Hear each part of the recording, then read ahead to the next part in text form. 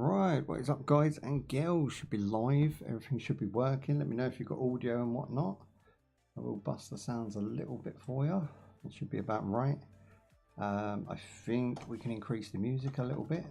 Quite a nice little tune in the background now. Hopefully no copyright is involved in it. Yeah, cool. We're ready to go. Early. Let's roll. Chats are up. Perfect. Okay, good stuff. I think we can jump into an intro straight away. I'm pretty much ahead of myself today, which I'm quite pleased with. We've got enough lighting. I feel like I'm a little bit dark, a little bit dull, but let me know if it looks a bit off. I can increase this one a little bit, actually. Lean in.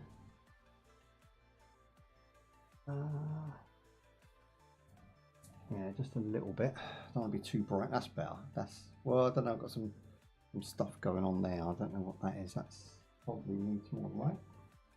Is that better? I think that sorted it.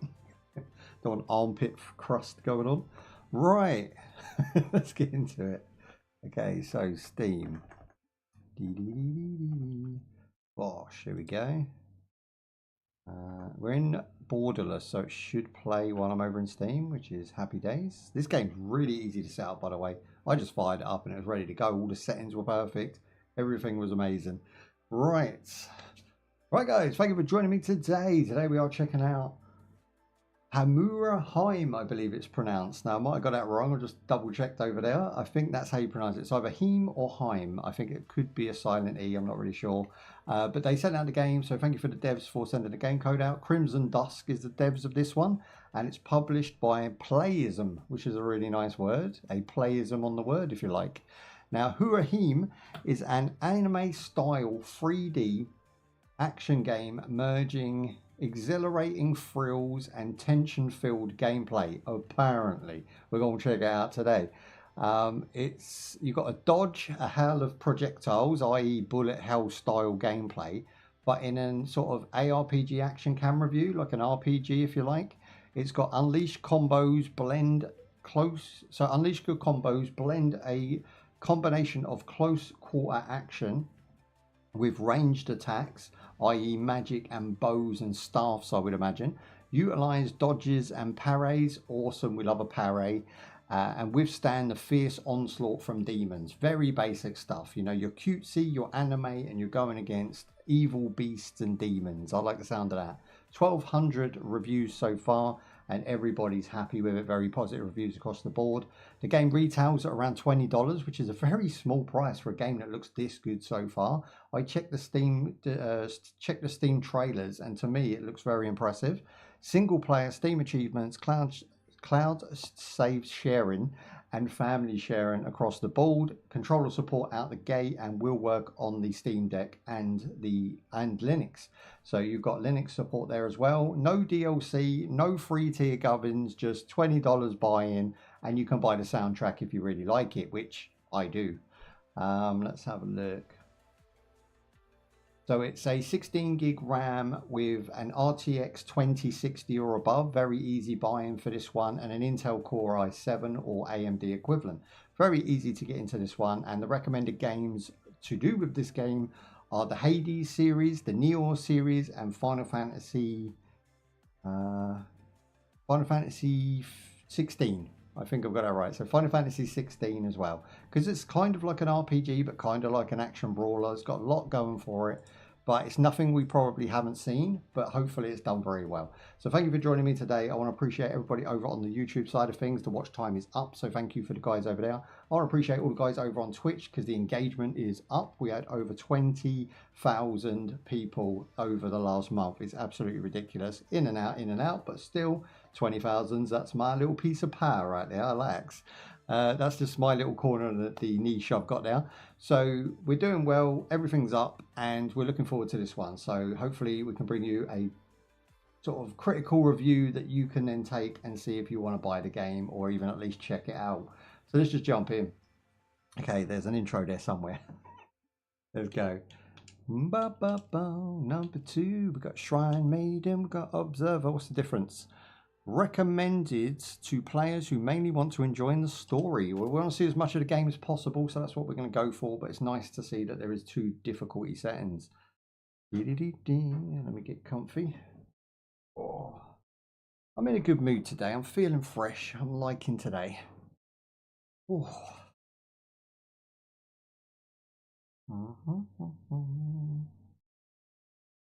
Got myself a drink. Got my fan on. Lovely jubbly. Trying to get it in the right place. That'll do.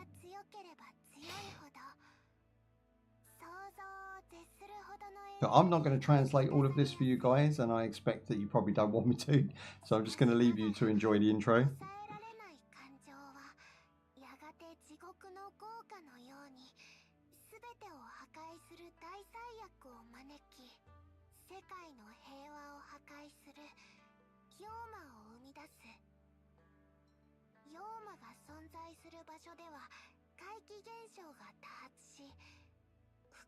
Right, I'm going to skip that because we know the story. This story is not new.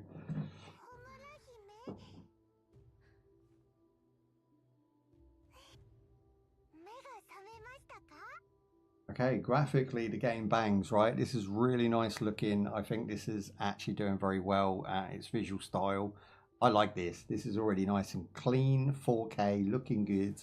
And the original story, or the story, is nothing original. It's basically demons threaten humanity's peace, and we're there to stop it. It's basically that. So demons and ghoulies for the win. Let's go. Nice. Okay, let's have a look what we got. So we've got full, no laggy, perfect 4K goodness, 60 frames a second. 65% of the GPUs being utilized, which means the game's very much optimized and they know their target market. 2060 was about right. I think you can run this on a 2060 with just 8 gig RAM. If you've got an 8 gig graphics card, this game's going to be great for you. I know graphics cards are slim pickings nowadays, so you know, why not jump into something that actually plays well. 31% on CPU, which is a 5900X for those who are curious. I've probably said that enough for you guys to already know what I'm running, but it's, you know, worth a note. Ooh, I got a flame sword. It's an engraving. Simply put, it's a type of art that links special spirit weapons with their owners. Cool. See, look, the way they've shorthanded that, it's like they're giving us an impression of the sword, but they're saying, look, just simply put, it does this. I like the fact that that's being written from an aware place. It's not trying to like fill us with a load of new names and govins out the gate. You know, it just wants us to get into the game and have fun. That's pretty convenient. It actually is. Brilliant. Okay, we are in. And the sword just sort of hovers on our back there. Yes, okay. Alright, let's check what buttons we've got. So we've got X, basic slashes, looks like a combo. Yeah, so 1, 2, 3, 4. Happy days, and it continues. So I reckon you can get at least 10 out of that, and then you've got your special ability uppercut. You've got jump, no double jump, just jump. We've got dodge move, that was really sneaky. You can do air dash as well. Yes, there's the parry block. And we light up on the parry. I mean, come on now. I can tell you now, it feels fluid.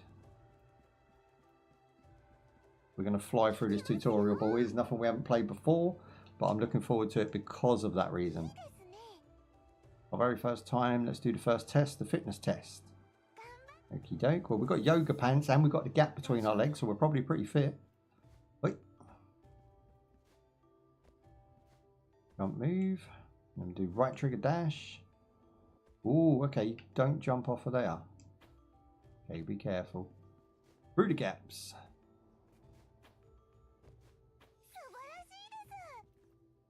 Nice. We're going to have a lot of these anime voices. I actually stopped watching anime about 5 years ago just for this very reason. Screechy, over the top. I know it's like the trope of anime, but it does half get annoying. I think the last best anime that I could recommend is probably High Rise. High Rise was, I think, a Netflix funded anime of some sort. And it was about being sort of teleported to these 3 towers, and they were stuck on in these towers, and they had to get to the roof to then figure out that there was no escape. It was really cool, really good characters, and an anime that you can just watch over and over again. Bit like Gantz. Gantz was a great anime too, but after that it just got a little bit silly.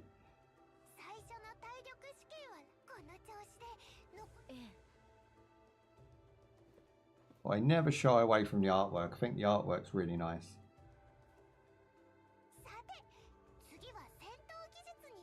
Next, we'll go over some combat techniques.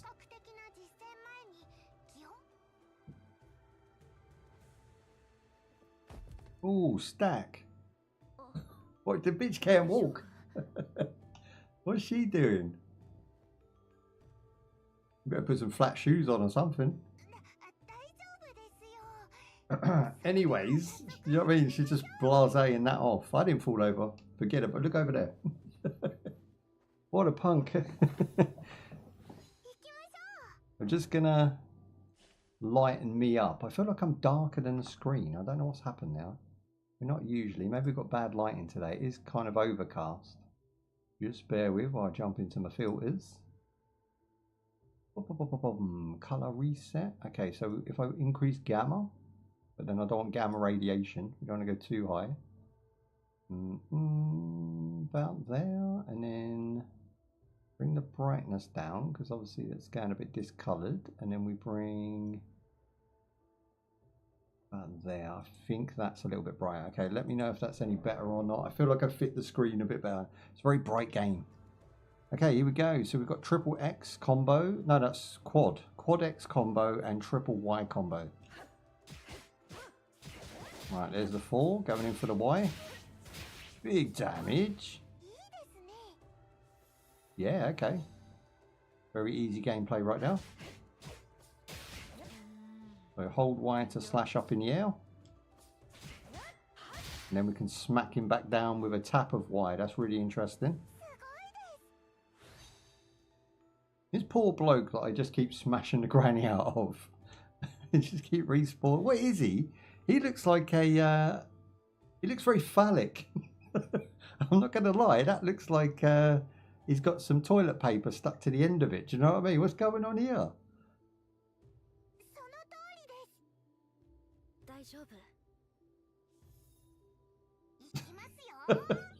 I can't. Now I've seen it, I can't unsee it. Is this supposed to be in this game? Did they actually design it like that on purpose? Bro. The parry is awesome. One wobbly one. Flat. That's hilarious. God, you can parry a laser. Come on, sons. Nice. Didn't miss a beat. Didn't miss a beat.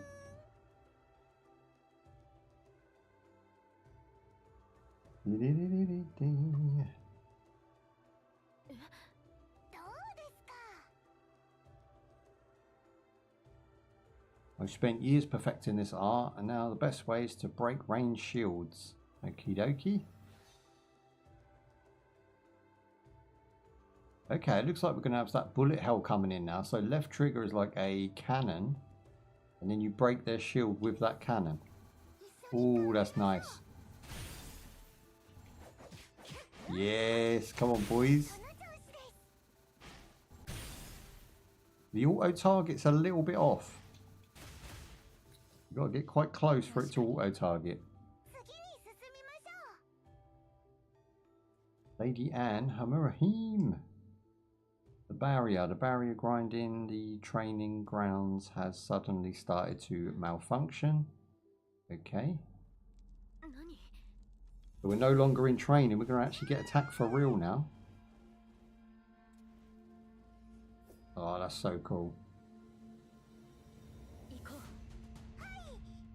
Yes, let's go. Bring it. Ooh. I've got to use what I've learned.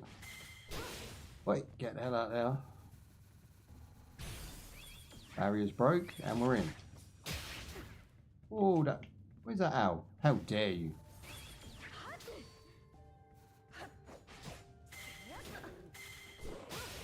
This takes a lot of practice. There's a lot going on.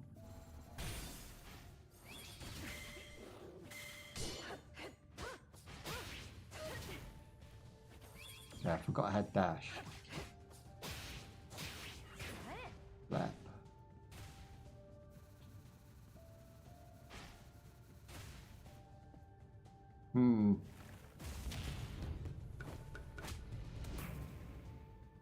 I don't even know what that tiny symbol was.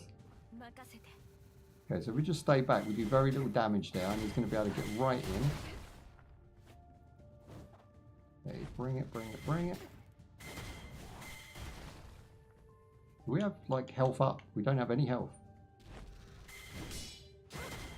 Ooh.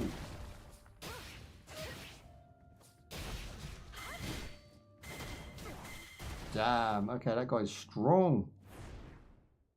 There's a lot going on there. There was, like, I'm quite an experienced gamer, and there's a lot of, like, I was getting, like, finger tied, do you know what I mean? There's too many buttons. You've got dodge, you've got parry, you've got bullet hell shooting, you've got double jump, you've got jump and into attack for the owls, you've got hard hits, you've got hold Y to hit them up in the air. There's so many options and ways to do it that even though it's just a tutorial, I already see the trouble that this game's going to present. If it's going to carry on at this difficulty later on, I think I'm going to get overwhelmed. It's a game that's going to take practice, and you're going to have to definitely learn where the buttons are before you can actually become efficient at it. So I'm just going to crack on with the best I can do. We'll obviously get through it, but we will take our time trying to learn these buttons, I think. You're basically using all 4 top triggers and X and Y, and then that's without B and A that they haven't really put in there because jump's not really necessary. If I just keep running around in a circle, I can kind of cheese it a bit. Our multiple shot, let's say the machine gun part of it actually runs out. There you go, broke him, we're through. 1 left, big damage. Yeah, that was a lot nicer. We've got nearly a full health bar. Bring it.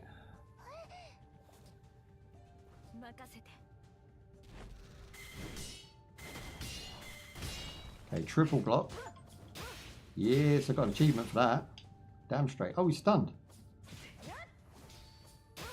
Don't really know how to do bigger damage than what we've got, but we are absolutely killing it. Don't let him touch the ground. When he does, get him back up. I went from 0 to hero, bros. That's got to be an S rank. It's gold.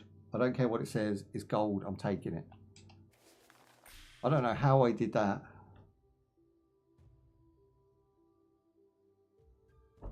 So we earn Compito, which is 8,000.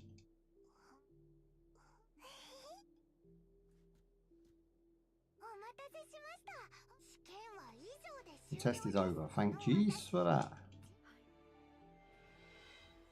Aye, what's going on here? Exercise evil and they may souls be purified. So full health gains.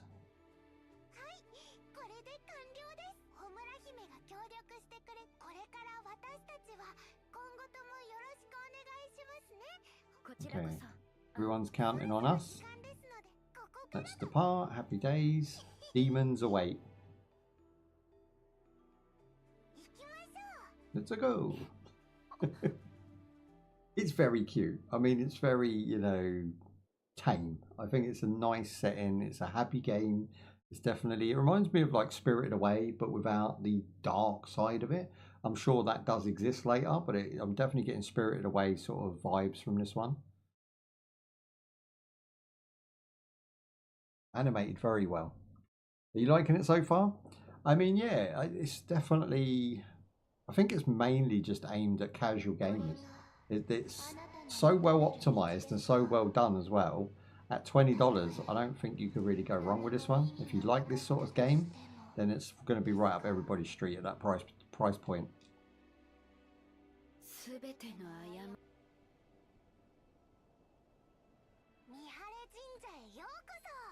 Welcome to the Mirashar Shrine. You know what's good? I can pronounce most of the stuff they're saying. There's not many terminologies they're trying to use that baffle my tongue. So I'm quite happy with this game because I could learn these places and get along with it at my own pace. I kind of stay away from games that try and be over pompous and stuff. I've used that many times on the channel. I just don't like it. I think it's annoying more than anything. They try and rename health potions to, here's some shama shama shama shama. And you're just like, why would you do that? Just call it a herb, call it a potion.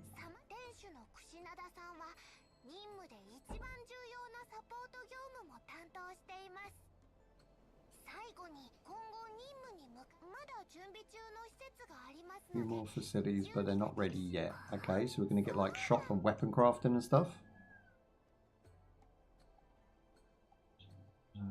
Yep, so that's a shop.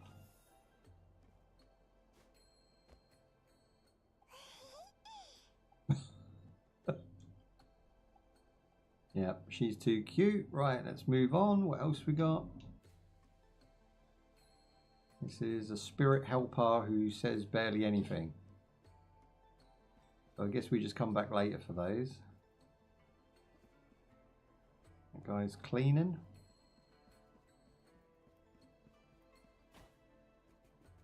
And here's our new interact. Konnichiwa.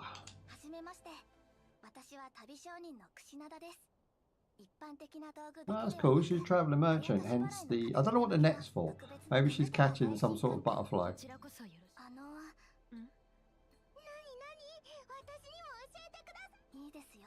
Oh, Screechy. Just give me the shot. Everybody's counting on us. We get it. Will she give me a discount price? I doubt it, because we've got 8,000 for our first training. And the only thing we can buy is a dancing ember, which does actually look pretty cool, I'm not going to lie. We've got the fire wheel. Hello. I like this. So you're going to be able to buy different moves to add to your combo. And I'm assuming you can't just equip them all. You're going to have to pick the ones you like and switch them out when you don't like them. The fire wheel duel looks like it's a good end to a combo. It's basically a big cross slash. So I think I'm going to go with that one. There we go. And then we've got Amamori, which isn't available just yet. We've got skills. So these are special attacks, which are for the diamond in the bottom right corner. So these are the 4 attacks that we're going to have. Very nice. They're very expensive as well. 16 and 36, which is the Saku. What's that say? Suzaku. So yeah, we need that. That basically just destroys everything on the screen. Very nice. Oh, it's a phoenix. Lovely. And then we've got health gains and buffs. All very simple, all very easy to understand. Let's roll. Meet Anne in front Tory Gate. Okay, where's Anne? Again, a very basic name for a game like this.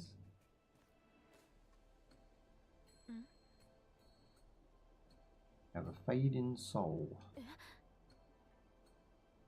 Remember the dark is here. Again, this is kind of pointless conversation here. Waste of time. Stop doing that. You know, it's actually sent me the wrong way where I was heading the right way and having a good time. I don't know why they interrupt your path with silly things like that. Who cares if it's a fading soul? Do you know what I mean? Is that just to explain what it is, maybe? More. I'm ready for my mission. Good. Hopefully no one's squeaking at me for the next 20 minutes, because I've had enough squeakage that I could take. I can't take any more squeaks. It's a beautiful language, but when it's squeaked at you constantly, it can get a bit tiresome. That's it. That's the tutorial section. That's what you're expecting from the beginning of the game. We're going to be playing this game for about another, I would say about another hour, depending on how it grabs me. And then we've got a final feature for 2 hours, which is Grime 2. So a couple of hours of each, I think, is enough. No squeakage. Right.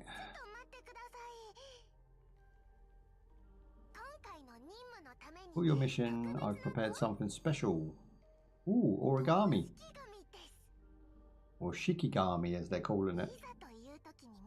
A very advanced item that can point people in the right path just if they... Oh, so if we get lost, we can like use it to follow.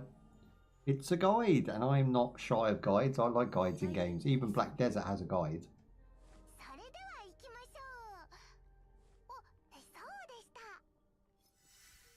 Oh, she's turned into just a head.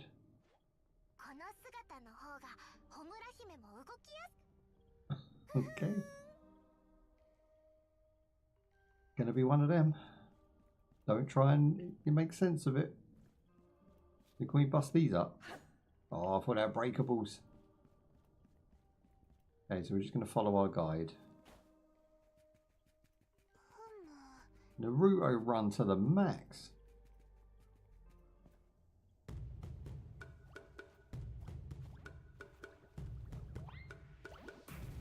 What a tune. I love the way the animation sort of cut into that like anime style from game graphics. Really nice.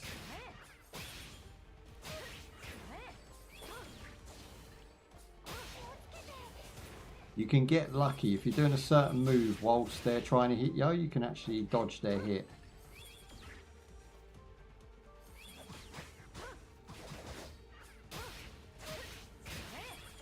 Damage. Get some. It's cool. It's like little sections that you get graded for, and you're just trying to do as much damage as quick as possible and complete the section. Let's see if we've got breakables now. I think there'd be something else around here. Okay, we've got purpose breakables. Yes, okay, I'm okay with that. It doesn't break very good, but it's fine. It just sort of disappears in a puff of smoke. Collectibles. It's got trinkets and tropes. I just wish they were a little bit more emphasized, had a bit more sound effect. And maybe when the box broke, it broke into like loads of little pieces. Ooh. Right, up and over. Make sure we're not missing anything. See? We've got hiddens, which I like.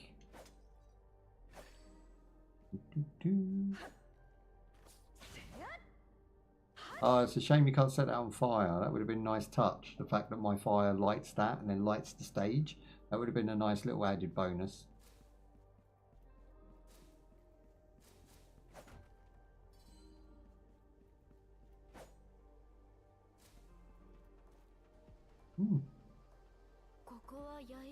No, not these again. I thought we'd just seen the one. I thought it was just a training dummy. There's plenty of them around. She just calling it over.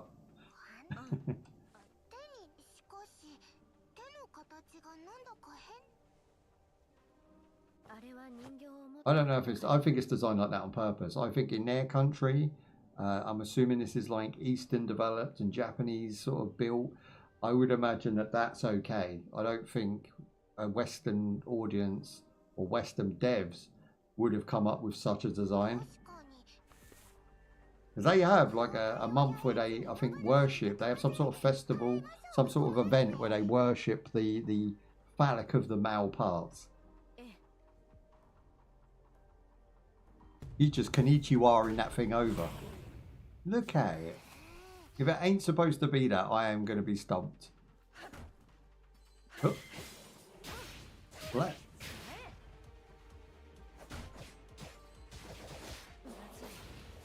Cool beans. Gameplay's nice. Like I say, fluid, thick and fast. Exactly what I like from these sorts of games.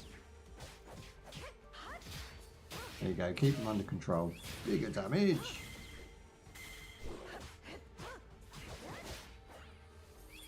I'm going to get rid of the laser cannon, guys.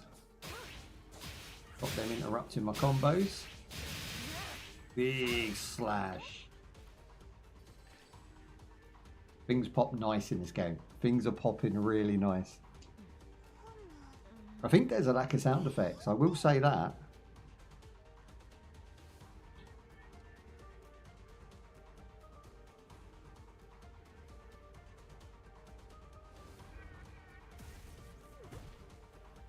Okay, now we've got a black one.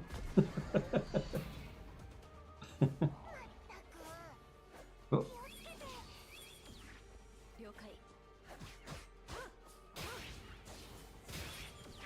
Okay, we got him,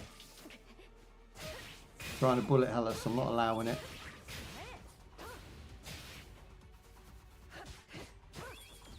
Trying to stay away from that laser while I'm doing it as well. Oh. Done him. We have got him.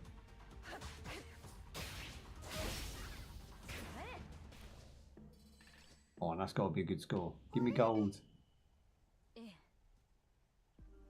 It's been patched up for in a few spots, but otherwise it's really good condition. What is it? Whoever it is, they're definitely come back for it. Let's put it somewhere safe. Okay. I can do you're very kind, Anne, or I can do sure. Obviously very kind. He's going to like that answer. Let's look for a suitable spot.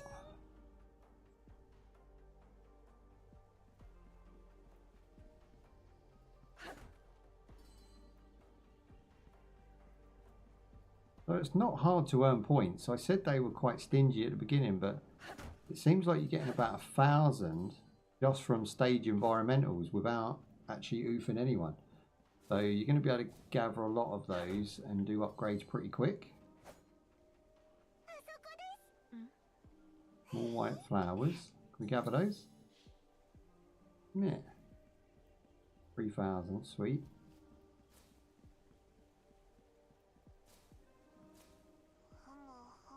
Firefly Falls.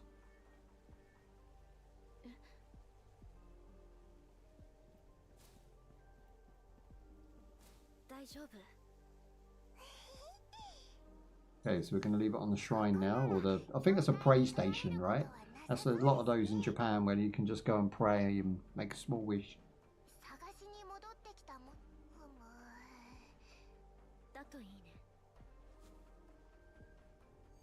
Our paper buddy's back. A shimmy. What's it called again? Shikigami, that's it.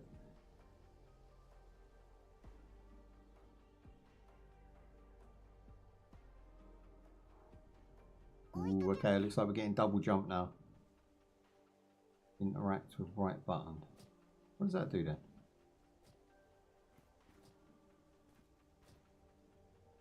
Not doing anything there.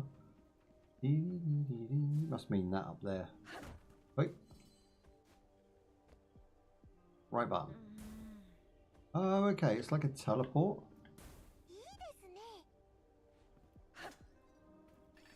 Like a zip line without a zip line.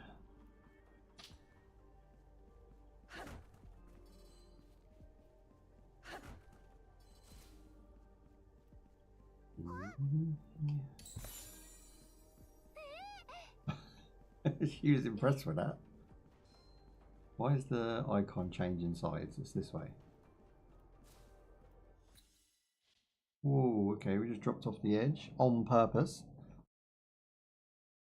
What are we thinking so far? I'm thinking it's pretty impressive. It runs smooth. I think that's what I'm most happy about is the optimization with like basically any system. Because it's low cut in itself, it's basically Genshin Impact. If you've ever played that, it's kind of the same graphics as that. Not quite as flushed out, not quite as vast. It's not open world. But the little set pieces we have are really beautiful to look at. Gameplay is absolutely fine at 120 frames. And it's compatible across the board with all controllers and all systems. I mean, that's pretty much what you want nowadays. Fun gameplay from something that doesn't break the bank, $20. And has a full flushed out on the base, you know, solid system. It's not going to break, it's not going to crash, you're going to have no issues with it. It can be released on Switch 2, it can be released on the Steam Deck.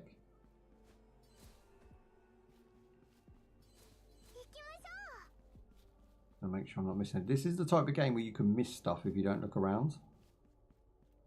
Right, and then we have to jump towards it. Nice. Oh, that was close. Nearly fell off the edge. Check the area before we go. Yeah. Someone from Jingu. Trapped in some strange world, he doesn't even know it.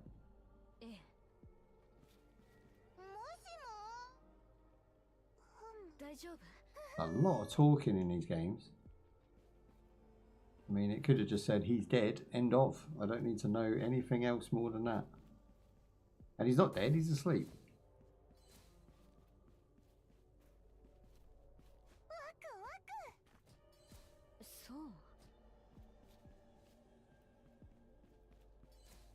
Okay, we've got a new one. Yes! It's going to keep yoinking me. Nice.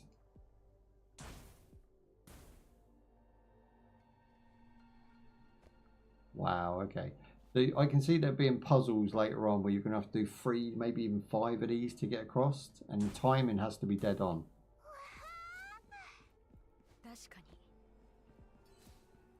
So that was kind of fun.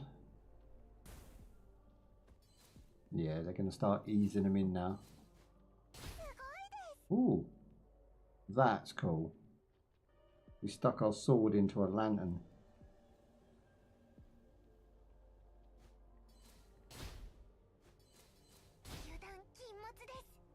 It's got different animations for each one. Attention to detail. Black, he's off.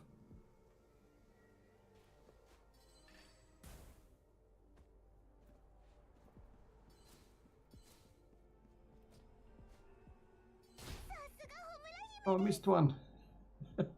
I missed one. How do I go back and get it? Oh, I don't know if it's worth it or not. Eat. I'm going to say yeah. How can I not? Oh, dash. I forgot. We've got dash now. I've been doing this. Ah, get some. Thing is, all my loot goes off the edge. Here he is. He's still going.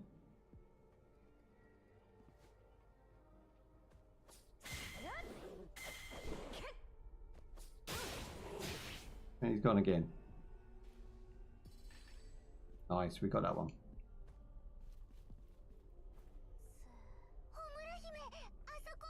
Homura Hime, look over there. Another head. It's like the body hasn't spawned in. What is going on?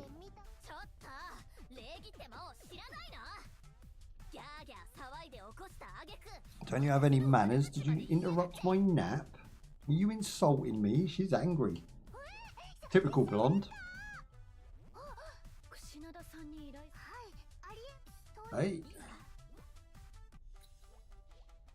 Okay, that thing moves by itself. What is going on here? Kushinado's heads. A personal request from Kushinada from when you first met. When one Kushinado's head appears, a prompt to display. We have to catch it or follow it. So it's like a challenge. He's off. Let's go.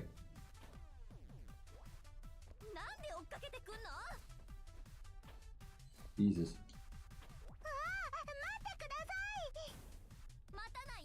I'm so gonna fail this. Ah. You've got to be pitch perfect each time.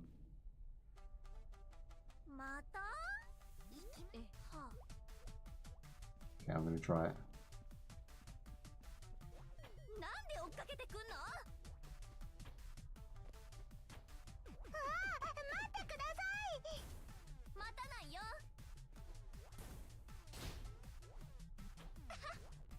Where's she gone now? Oh, what? Where the hell did she go? Oh, there's a wind. I don't know if we can catch her now.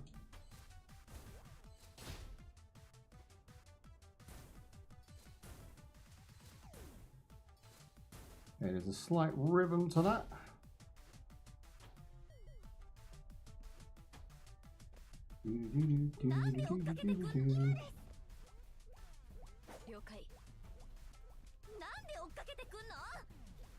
Stop.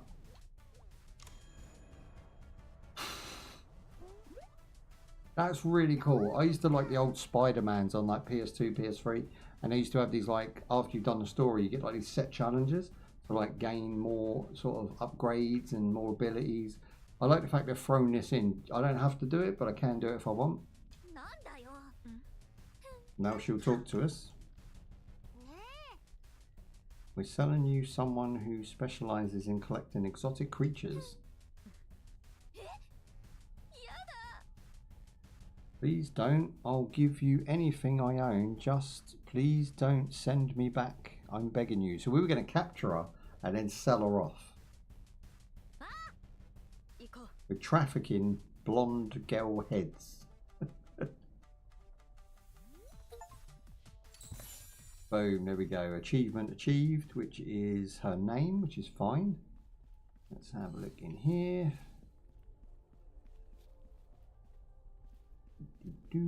Keep looking for the entrance to the demonic realm. I guess we go back the way we came. Does look like we can. Well, there's this way.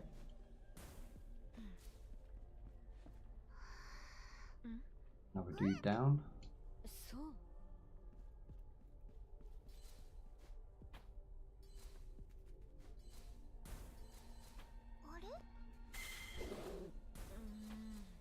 What was that attacked me?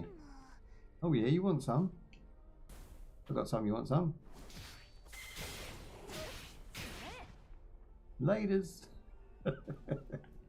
Yeah, this game's fun. You can mess with the game as well. It's quite fun. Nothing bad to say at all at the moment. Days. If you're quick enough, you can just interrupt their moves and knock them off any edge. Wow, that was close.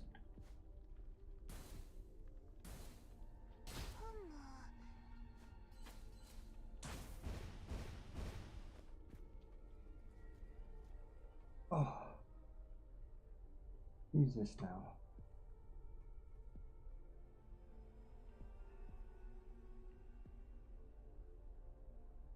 Oh, John. Hang on, I just got to go get a parcel. Back in a jiffy.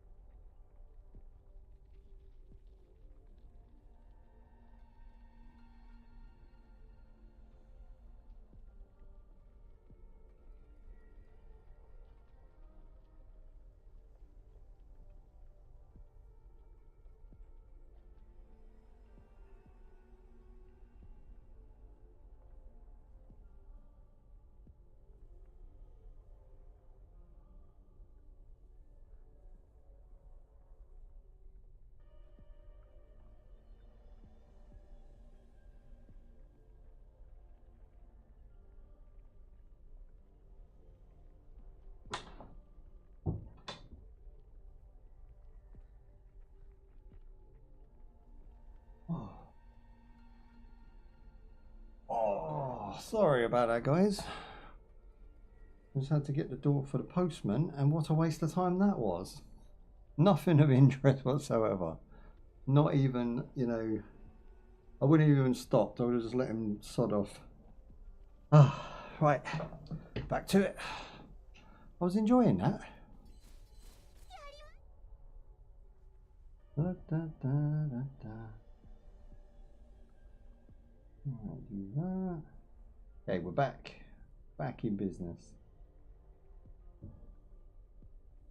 Good. Okay, so we've done 40 minutes so far. I think an hour is about right for this one. And then we'll move on to part 2.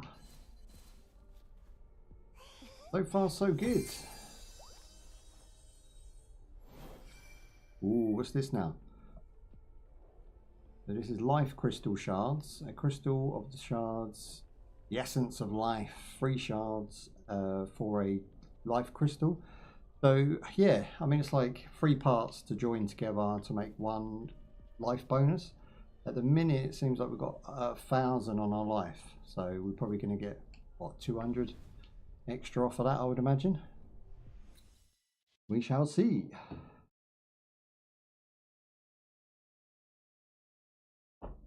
Oh, I run down them stairs. I was like,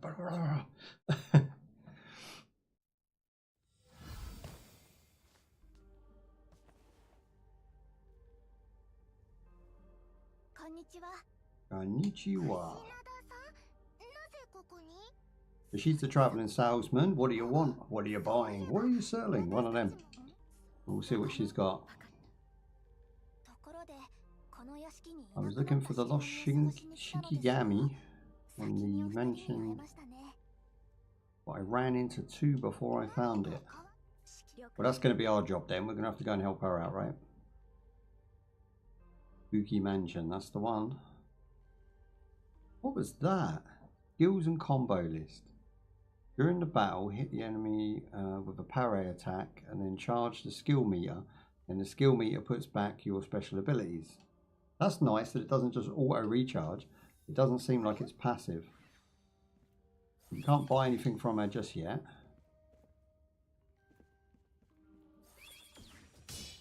Boom. That's just 10 points off of that. 5 more to go.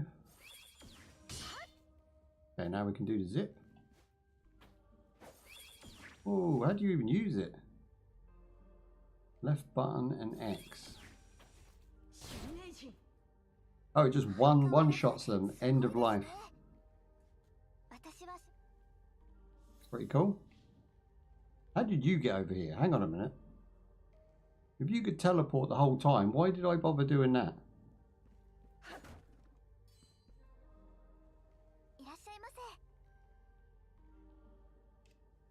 Stop. I never want to talk. I've heard enough squeaking in the first hour of this game. We've got the firewheel. Let's have a look at skills, because we can buy a new move. Deals multiple hits to an enemy in a rapid flurry, or we can charge forward whilst rapidly swinging a sword. Both of those sound pretty useful. Let's go with the 1,000 cuts. Happy days.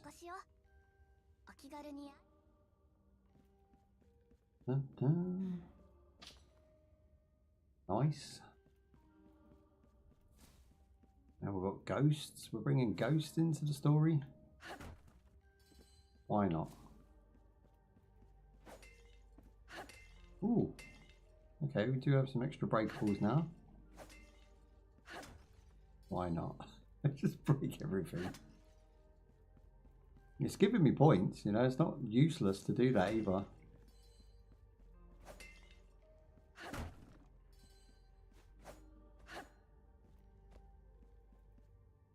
Okay, cool. I'm thinking, is there any secret, you know, climbing puzzles or anything? Seems pretty bare.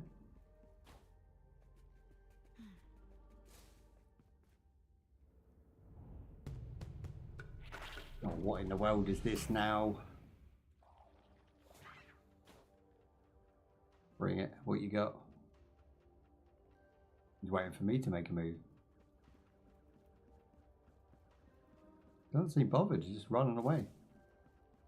3 people got shook. What's this? The game's expanding at a really nice pace. It didn't start off like open world, and it hasn't like expanded on its universe too quick. Like, I'm kind of learning at a nice pace. I'm sort of figuring out who's who and what's the terminologies are. Pretty simple stuff, but they're doing it in a really nice pace, which I appreciate the devs doing that. Do you know what I mean? Instead of just throwing everything at you at once and saying, this is the world you're in, these are the things that are cool, these are the people that you're dealing with, and it's like way too much information. It just, you lose track of the story. But this one's doing it quite, I think they've well paced the story so far, and it's quite nice to actually play through, do a little cutscene, do a little set piece, and then come back and sort of rinse and repeat over and over again. Find the corresponding evocation circle. Corresponding evocation circle. Okay, now they're losing me. Okay, this thing got caught on the wall.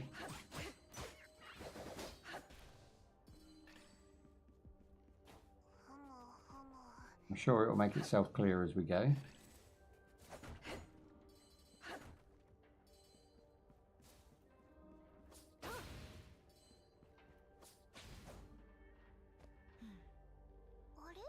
No use, it won't budge. Can we not set fire to it? Guess not.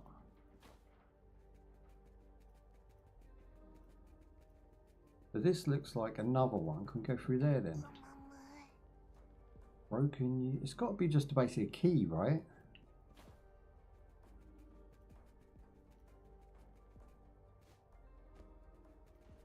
No key there. I wonder if she's got it.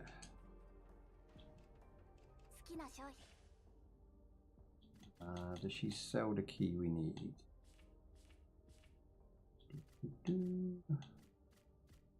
Oh, you can buy live shards? Okay, that's a bit sneaky.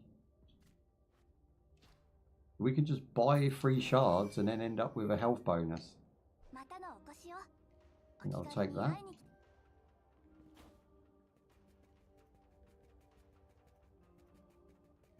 Oh, these open. I didn't realise. Okay, that's cool.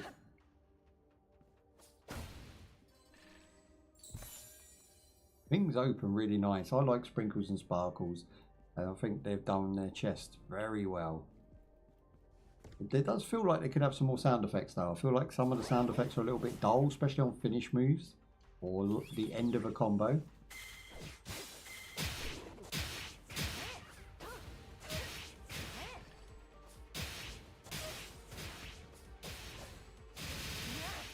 Boom.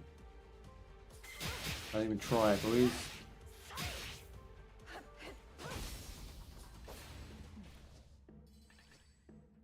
I popped that P.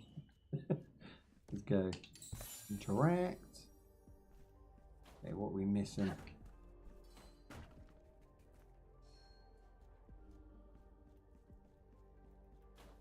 A little gammy person wants to take me somewhere. Remove the barrier blocking the living room.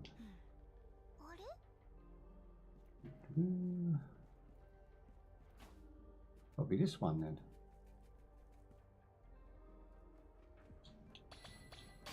D-pad that shiz, boys. Didn't know if there was a timer on it.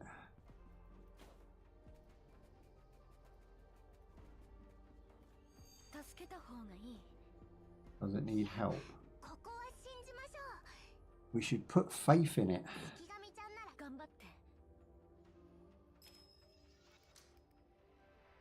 But we believed in it and then it could unlock it.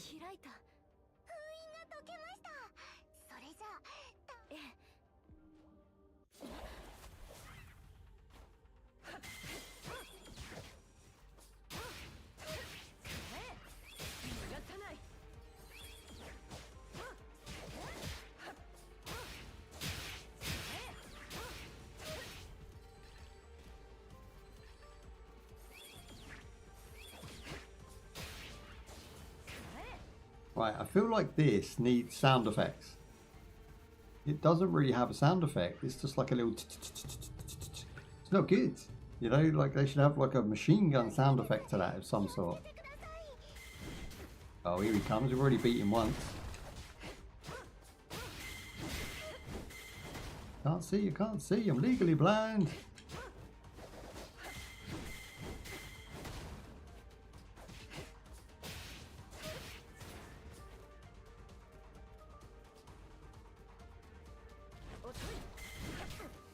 Jeez.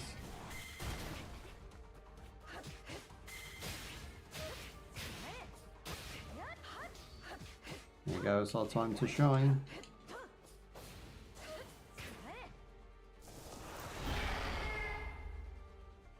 Yeah, I guess he's got beefier. Okay, when he's in an enraged state, their health falls below a certain thresholds. They basically become more demon than they were, and you must parry to get attacks in.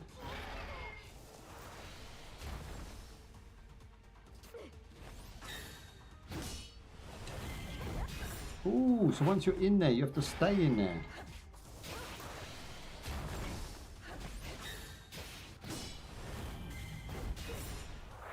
Gross.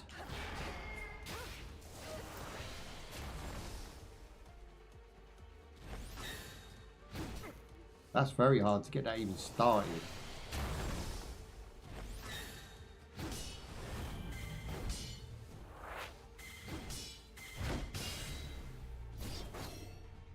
I don't know what this is.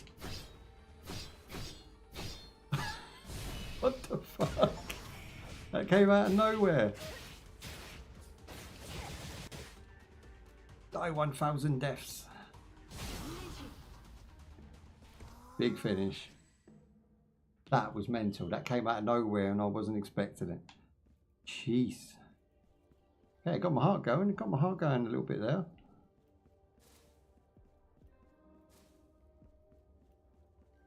Pretty cool. Dun, dun, dun, dun, dun. Ah, this way.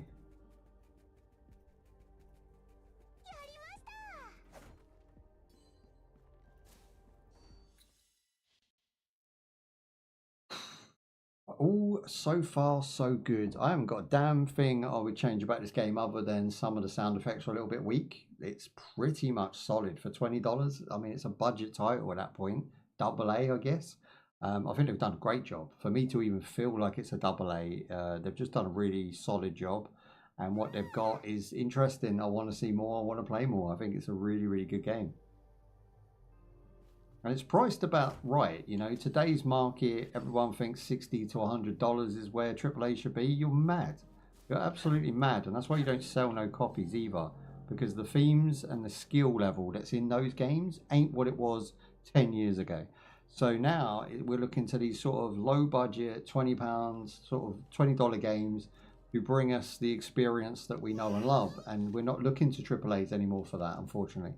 There is some out there. I mean, I've played a few that I really liked in the last year or so, but that's few and far between. There's more trash and slop out there than there is actual good games. And I think the $20 to $30 market is banging with great games. Really, really good. You feel like you get value for money, and they really deliver on that sort of single player experience that most people are single players. Like, very few of us play multiplayer games regularly.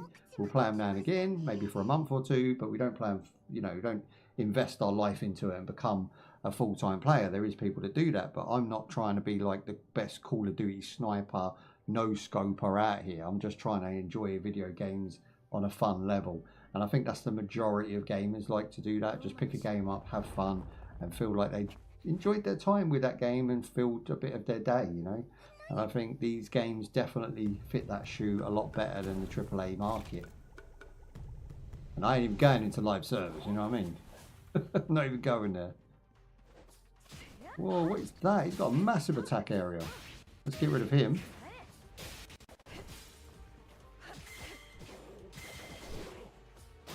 Trying to stay away from them trying to surround me. So the old streets of rage is don't let two people get on either, two people surround you on either side. And same rules with these games. They will defeat you and take damage if they're on either side of you, because you can't block both ways. The parry's nice because it stuns them. Whoa, I didn't even see that coming.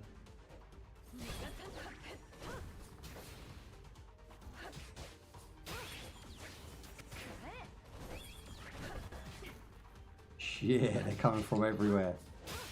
Struggling to get out of the way of them.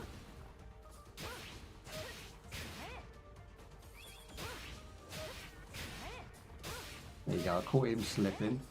Trying to come in the back, Jack.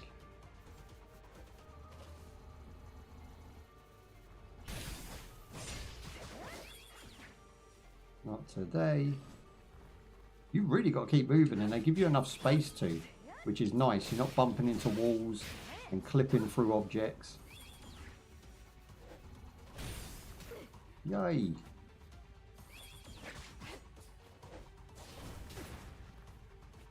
Damn boys. And down.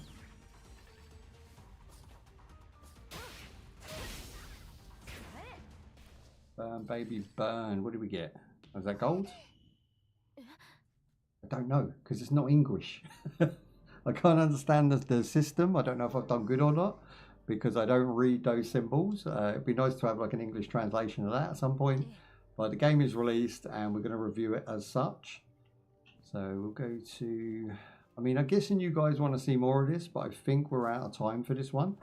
So I will probably wrap it up once we get to our next waypoint. And then we'll put on the second game, because I feel like that's a more slower paced game anyway. Take a little bit longer to get through it. This one's thick and fast. I really enjoy this. Look, now we're opening up the stage. This is nice. We have a lot more things to investigate, a lot more area to sort of move and maneuver around. A new object, a diary of a little girl. 3 people. Hey.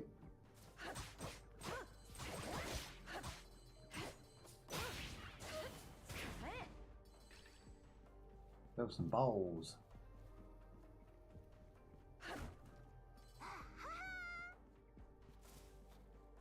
I reckon it's only going to take about 3 to 4 hours to unlock the majority of the moveset, because I'm already at 12,000 points right now.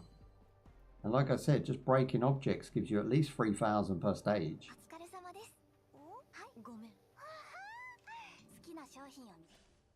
Okay, so again, we can now upgrade again with brand new move. Let's take the spark. Why can't I buy it? What's happened there then? Is it because my level's not high enough? I can't learn it. I see what they do there. 12,000 for the final health piece. That's a bit boring though, isn't it? Let's go for a new move. We've got the fire wheel. So these are new combos. X, Y, Y gives us the dancing embers. That's actually quite swish for 8,000. I'm going to go with that. There we go. Sold out.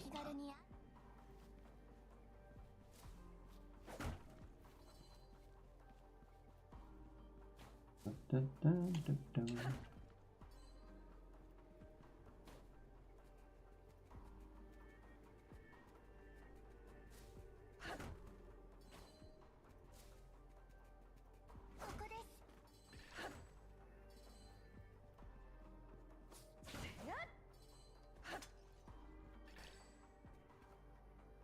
Who do I enter?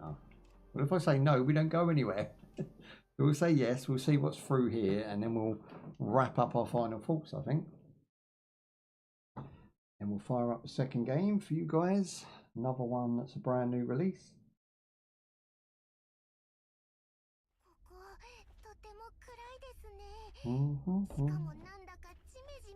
It's dark and wet in here. It is.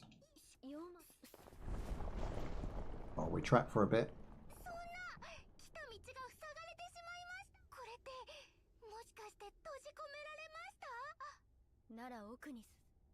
Okay. So this is the Forbidden Grounds, which I assume is going to be a boss battle. Oh, hello. This looks interesting. I might have to hang about for a little 10 minutes to see.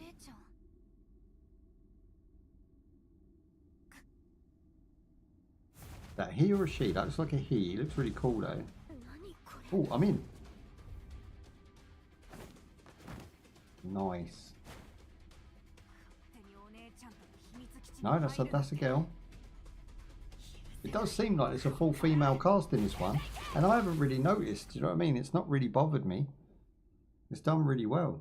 The Skeleton Girl, very basically named.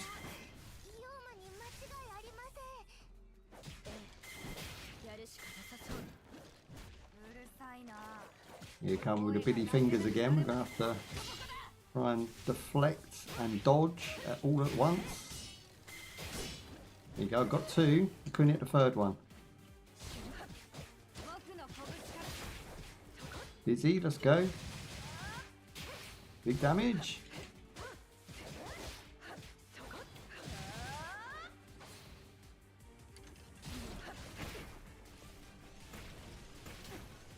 Trying to get out of there. Move. He punished us.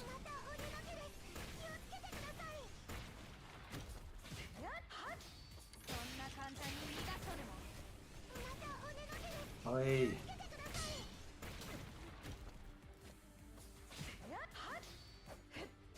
No. What? You gotta jump the red whilst dodging the purple. My eyes are blurry.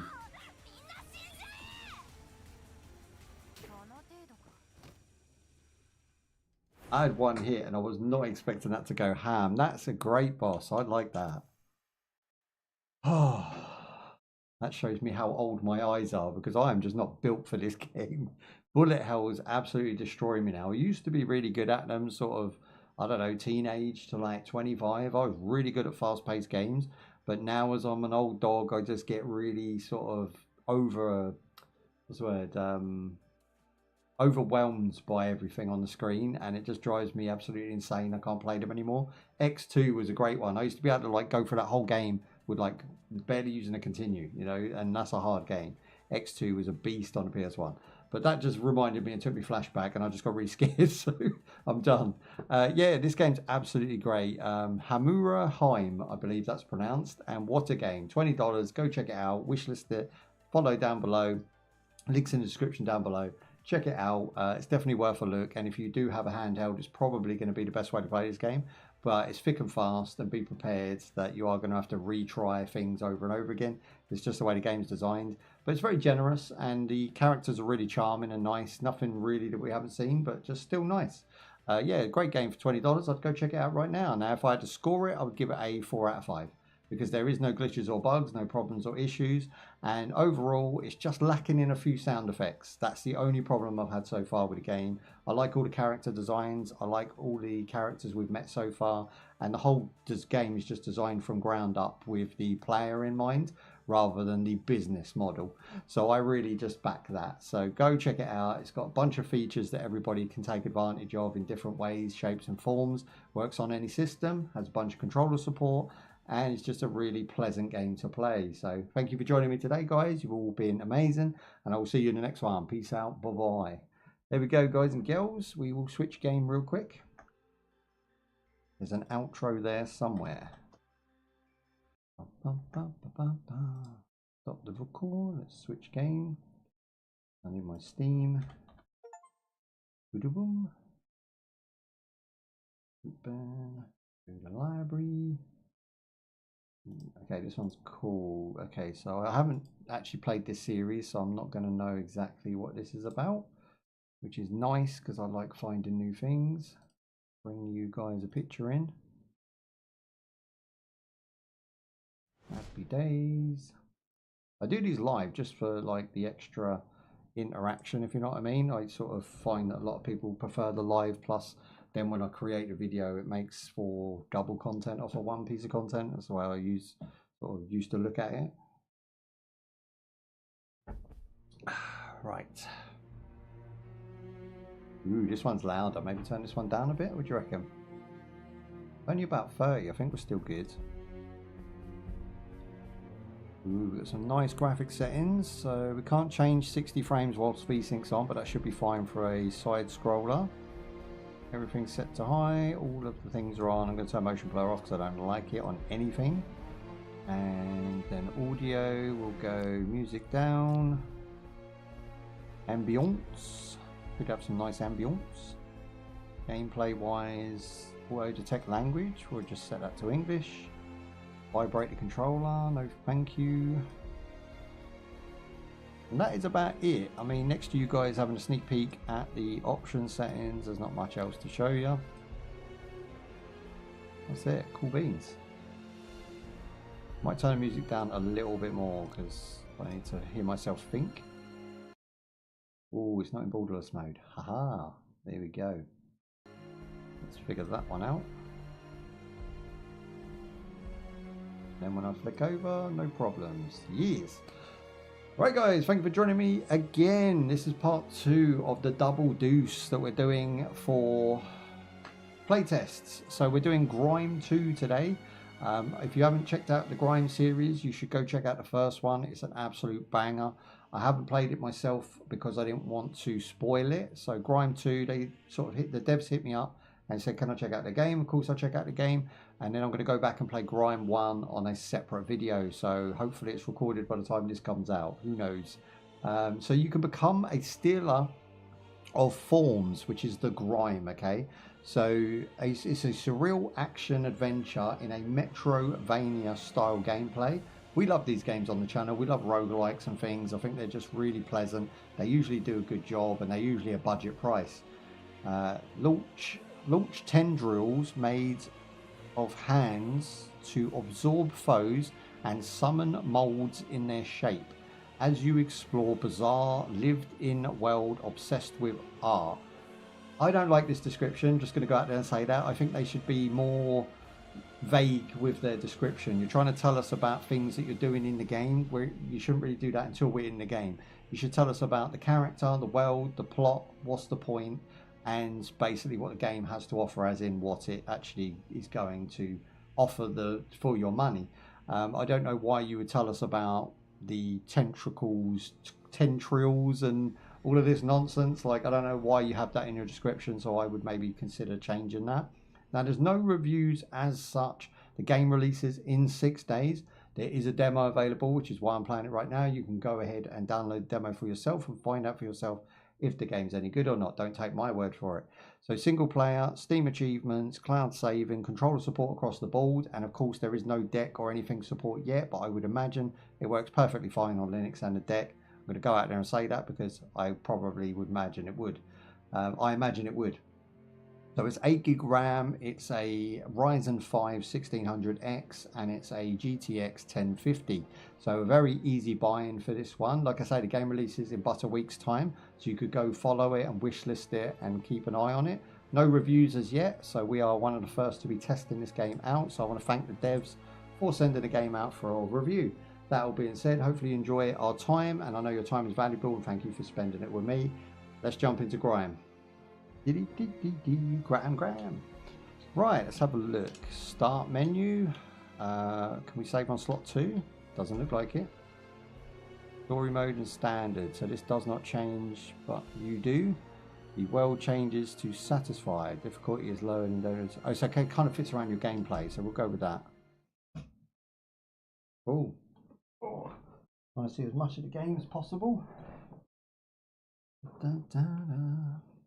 My embargo for this, I think, was a couple of days ago, so that's now off, and we won't release this until, I would say, about another 2 or 3 weeks. It will be out, so it'll already be out, and people will be buying it.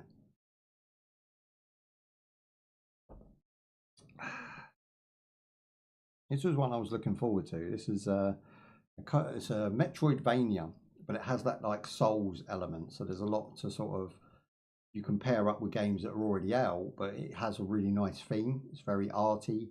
It has a cool sort of atmosphere to it. And Grime 1, you know, done very well.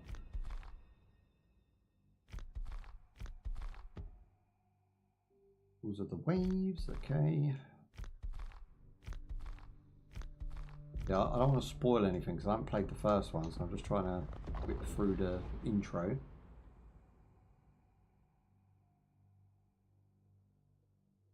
Num num num. What the hell? Is it worth even writing that? Where and who?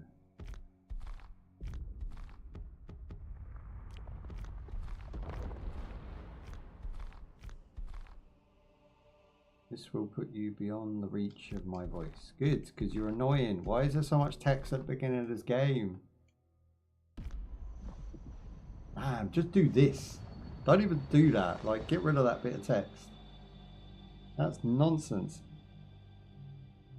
Nobody cares when they first fire up a game. I'm telling you now. Stop hitting people with story at the beginning of a game. Nobody cares.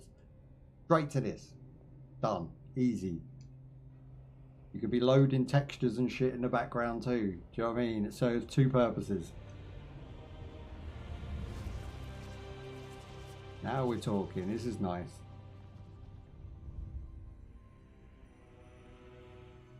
Really colours. Like looking down one of them kaleidoscopes. Cool.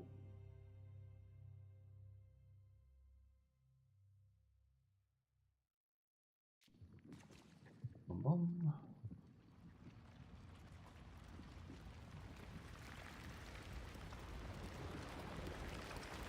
Gunge and gloopiness. Okay, we're running at 1080 at 60 frames capped with VSync.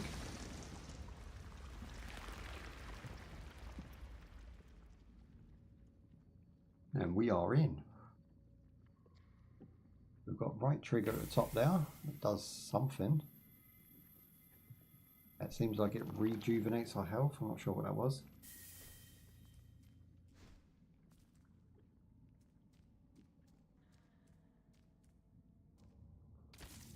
I'll figure out the buttons. So we have some sort of teleport dash, which looks to be invulnerable because we're off the screen while it's doing it. Got to disappear. This is annoying. Why have they put so many pillars in front of the foreground? Like, don't do that. That just makes the game look shit.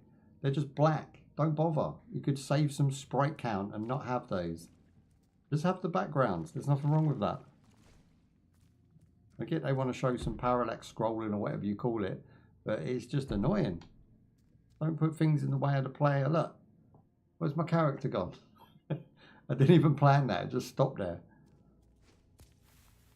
Okay, A to jump. Cool. I really like the artwork in these games. They feel almost like they're hand puppets. I'm not sure if they are or not. I would imagine they're not, but it does feel like that. Like Wallace and Gromit sort of thing. Dash across. I thought that was evasive. It seems to be just a dash, but could still be evasive, I suppose. There's something in there I want. How do I get in there? I've got no attack. Ooh. That's not going to get us in. Oh, now they're giving us something. So we've got a parry. Sick. That's how you do a parry, boys. Hold up to look up. Good old Sonic trick. Retro days. The parry is very forgiving. You have a lot of time to react, especially to that enemy.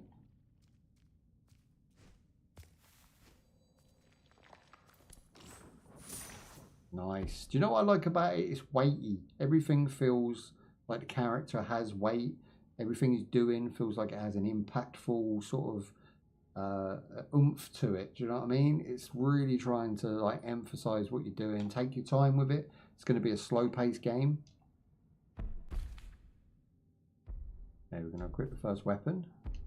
Nice. Then I bust the sack. And then Y is to charge. Gain the weapon charge. Press Y to expand the charge. What does that mean? That's cool, but what made that happen? Oh, so you build it up. Okay, so I see it now. So you have to build up your attacks, then hit Y when it's charged. Yeah, I got you. So we're going to take that and see if we can get that unlock at the beginning of the stage, because I don't want to leave anything unturned and nothing behind. There you go, we're in. Oh, I didn't see that there. Filth. No free loot in this game. Even the secrets have got traps.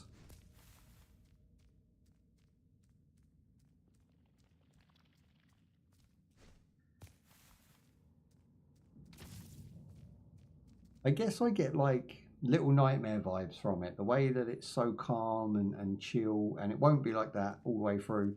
You can have these really awesome moments and set pieces. But I get Little Nightmares vibes from the sort of art style. That's the best thing I would compare it to. Obviously, Grime 1. But I haven't played that yet, so I'm not going to be making any comparisons to that. I don't mind playing the sequel before I play the first one, because it sort of gives me a heads up as to what to expect. Press Y plus down. Ooh.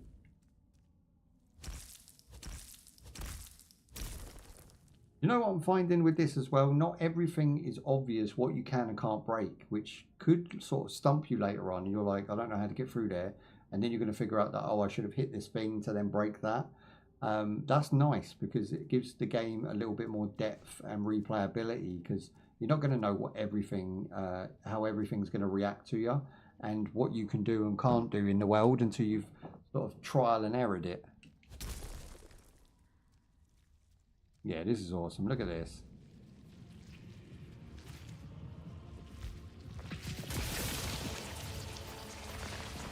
Whoa.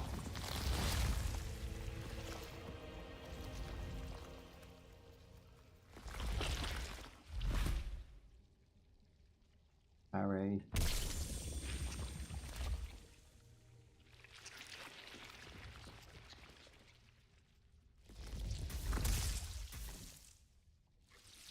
We're supposed to defeat this thing. It's an enemy. I didn't even realise. I thought I was doing a tutorial. Bring it, fool.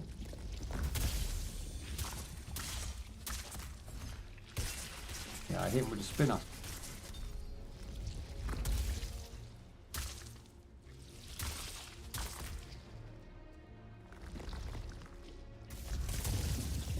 Parry on that does not forgive. You have to be on the right last moment of that.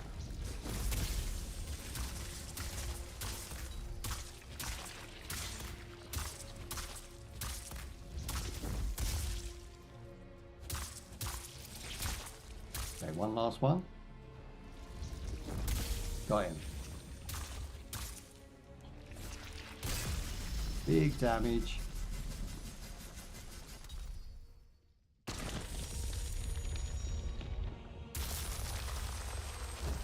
Yes.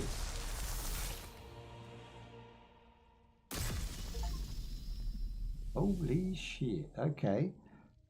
Highlighted objects can be grasped from afar. So we now have like a reach claw. So like a scorpion's get over here. We can use that on items and grab enemies and stuff.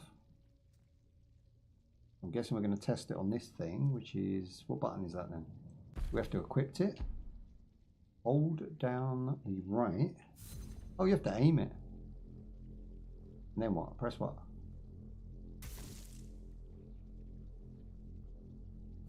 Oh, you click it. Well, that's really weird. I've never had a game that has that mechanic. That's cray-cray. Okay, we're in. So we've gone to the background now. So rather than loading another screen or having any load times, we're just using the same environment that we've built up. So it was like behind the boss. That's clever. Temple of Hands. They love hands in this game so far. No, it's just hands on the floor for no reason. Like having a foot fetish, but hands.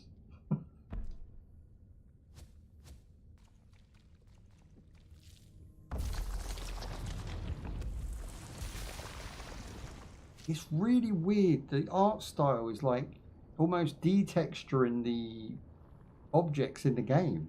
But when he goes grey, it's like he loses all of his detail. He loses all of his 3D characterness. You know, he turns back into that like 3DS Max model.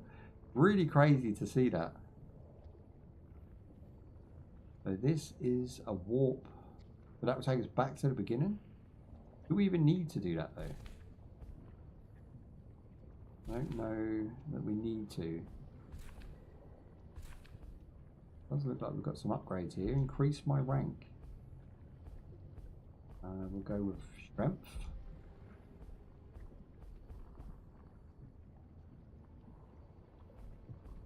How do you increase it then? Molds, warp. What the hell is this? Growth? So that's just those three. We can flick across. Okay. And then warp. So if we don't want to warp, we come back out. And it should give us full health, yeah? Yeah, okay. So it's kind of like a Dark Souls fire camp or whatever you want to call them. You know, the ones, or like in RPG, traditional RPGs, you'd have like crystals that you go to and you could like heal up, save the game and exit the game from now.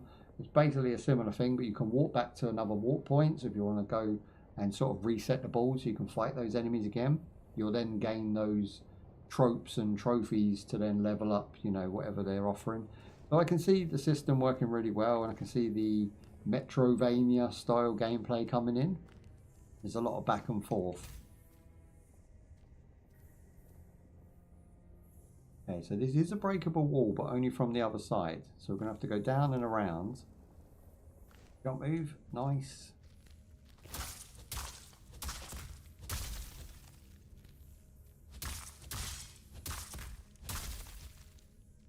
Pretty easy creatures there. Ooh. I do feel like this game is going to probably, hopefully, give us a wall hug where you can scrape down the wall, and obviously a double jump. You know, like a shinobi jump. I'd like to see that in the game, because I did feel like there I should have been able to like stick to the wall, slide down it slowly. Then it would have prepared me for those enemies at the bottom, but instead I took a hit. Okay, so we're aiming, and then it says throw the hammer. We don't actually do that though. What is it saying here? Can't throw the hammer. What's it talking about? Lost the wall. There you go. I don't know what this is. Why is this telling me this? I'm not seeing the relevance. I think it's saying we can now throw our hammer in different directions. We've got shiny things. There is a hand-cut chest. Ooh. So we're getting armor. See, this is great. This is what I'm all about. And I've got a new outfit, and it changes our appearance in game. Hell yes. Flap. Ooh, okay. I was just about to say I did double damage by his full damage, but then he hit me onto them spikes behind me, and then he gave me double damage. He got his own back. Cool mechanic though. Some enemies have mold wards. Breaking the mold ward stuns the enemy. Open up them up for and absorb. Dash into the enemy to absorb their mold. Okay, so we did that. Absorb molds have no cost, but you can only hold one at a time. Press up to cast the mold. Oh, my brain hurts. So you can capture an enemy like a Pokemon, but you only get one use of it, and it basically is just one attack from that enemy. So if you capture a big enough enemy or a good enough enemy, then you could do some real damage with it later. You sort of hold it in your bag. That's interesting, and it's a very strange way of doing it. You have to basically break their guard, then dash into them to take away their mold. And that's why we go grey when we use things, because it's our mold. We're basically got this covering over us that isn't us. We're underneath, right? That's a really interesting way to do a game, and I'm sure Grime 1 does that and explains it to the point where this game doesn't need explaining. Next to the boring text at the beginning of this game, there's no explanation what I'm doing whatsoever. I've had no story elements right now, so I prefer just to go straight through to this and not have that. So if there was a skip intro, that'd be really cool, because it is just really boring text.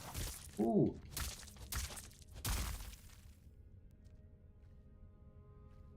Okay, so watch out for this one. There's one behind him. There you go, I've stole his mold. And then you can lick him into the spikes. Yeah, this game is me all over. I love this. And it just waits for you to play as well. I can stop, I can talk to you guys, and there's nothing rushing me. That hand grab there? Oh yes.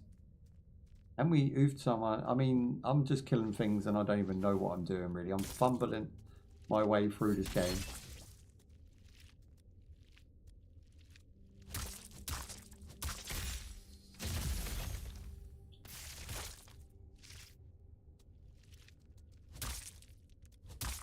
it's nice they give us this time to practice as well. You can attack as fast as you want or as slow as you want. You really do have a nice steady pace at the beginning of this game to sort of get into the flow of things. Oh, you beast.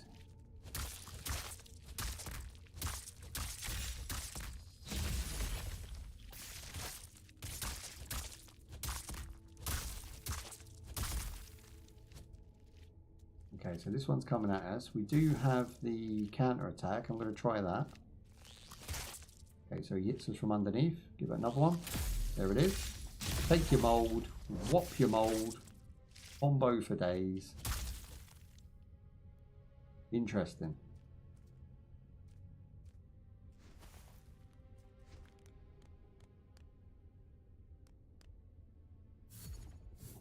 There's just that random hand there.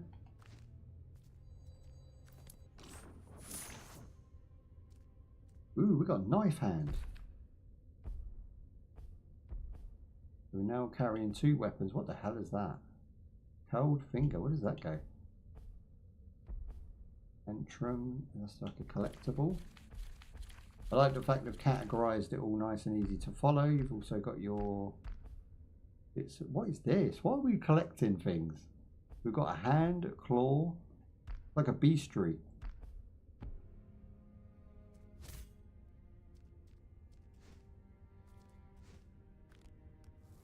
Ooh, I'm assuming we take full damage as well because the game's kind of just built in that realism way.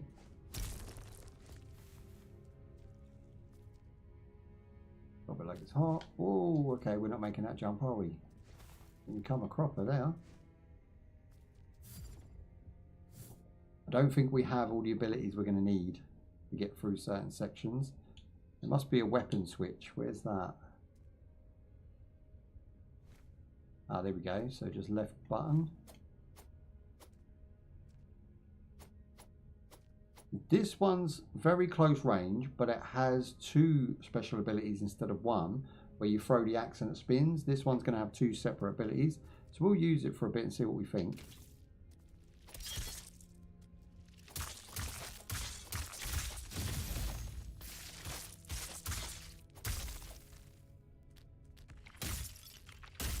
It's just like, it extends, it's like a staff, and it does more damage.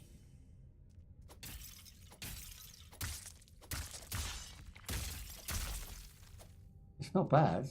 I don't dislike it, considering the axe is, has a bit more range and whatnot.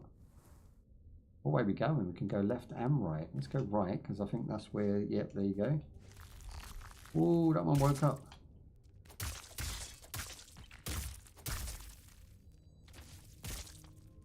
I muffed it. Let me go back around. This is not the time to be muffing around when I've got no health. Right trigger. So if we burn right trigger, we get our health back.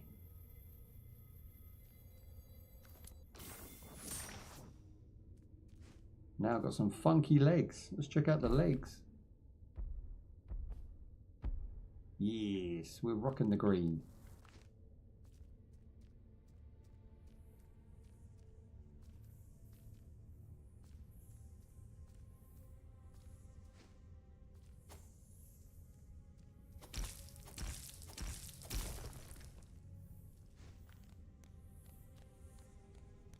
It looks like I might be missing things.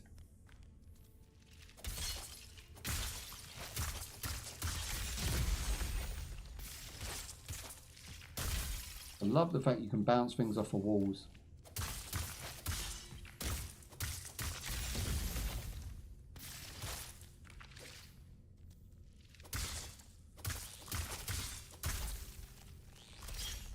Ooh.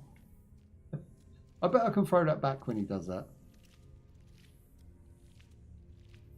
I'm going to knock him into them spikes, that's why I'm waiting. There it is.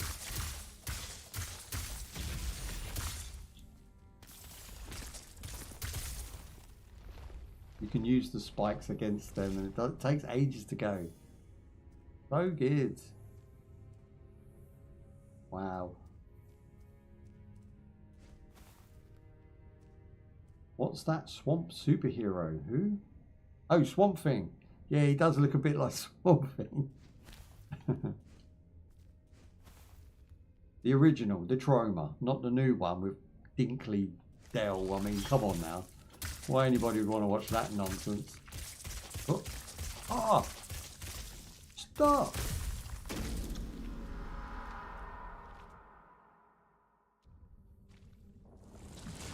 I was not expecting that. I got popped like a pimple, boys. Oh, depressive. That came out of nowhere.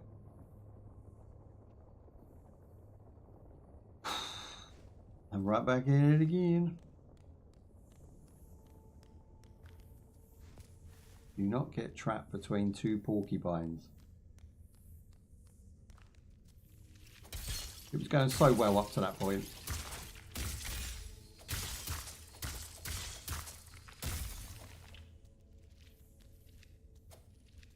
What is that? It just sort of... I can't pick it up or anything.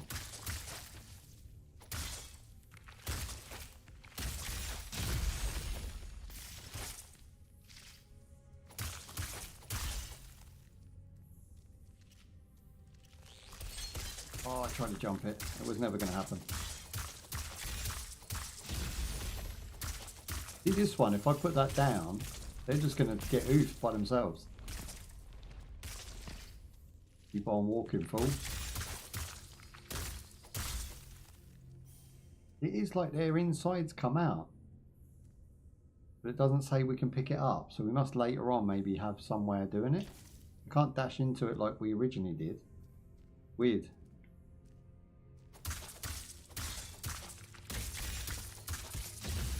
Boom, I'm going to hold on to that one for later.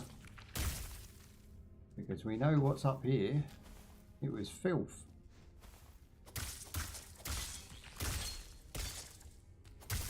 Boom.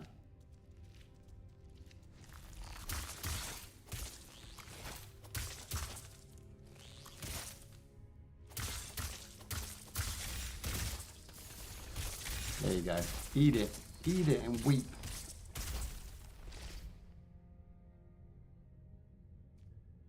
I feel like I should be able to pick these up. I'm missing something, am I? Oh, we could maybe use the hand to do it. Okay, we'll have to see next one we get. That'd be weird if it's manually making me pick those up. I wouldn't expect that.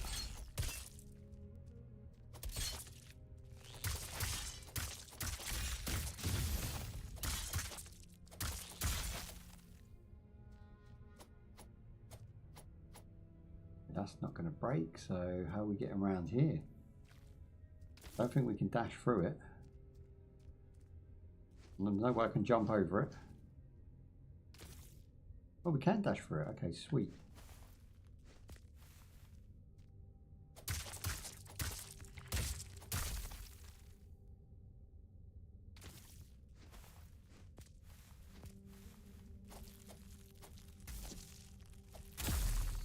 The movements are nice. The counter attack's great.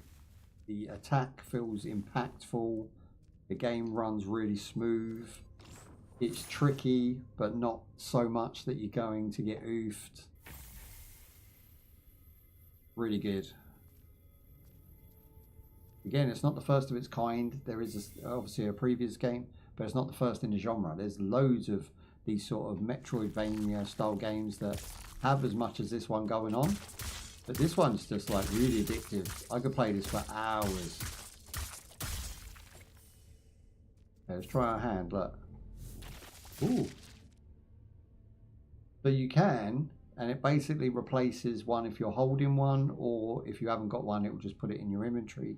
But yeah, you do still pick up their ghost, if you like. And you can then use that against them.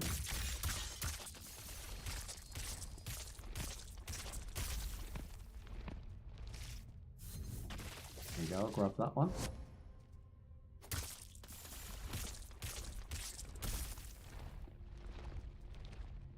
Got very nice puzzle solving.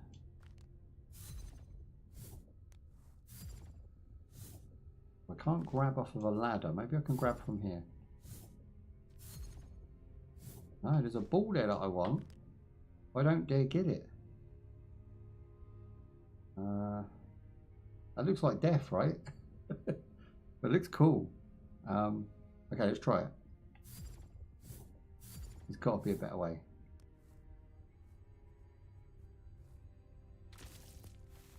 Ooh, I tried. I didn't take any damage, but I don't know how we're getting that.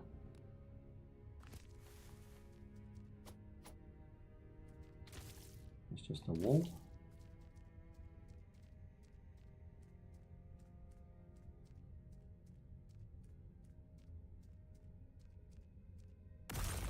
Wow. Okay, we've got some amazing bloom, and it's just put us back to the start point. How filth.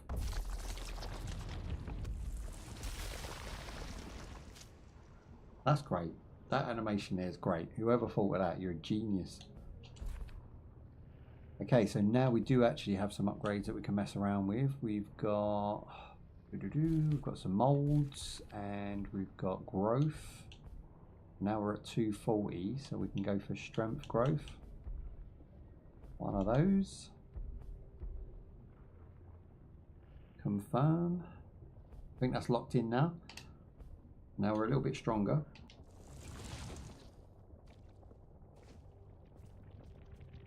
Oh, that's new. So it wasn't the same pair of hands. It looked like it, but it wasn't.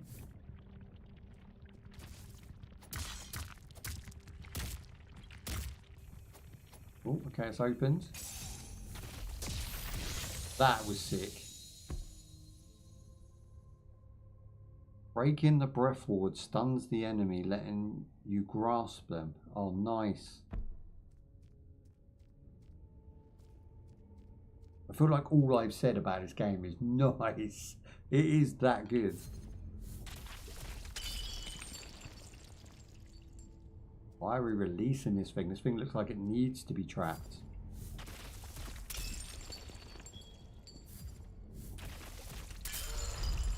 Oh geez, here we go. Is that boss battle? What a cool way to do a boss. Can't hit it.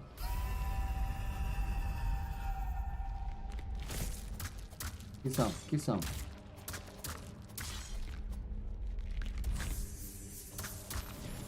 Okay, nice little pattern there.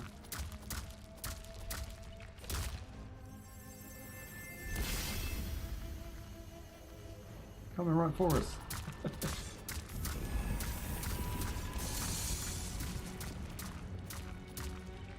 Yeah, I've gone ham.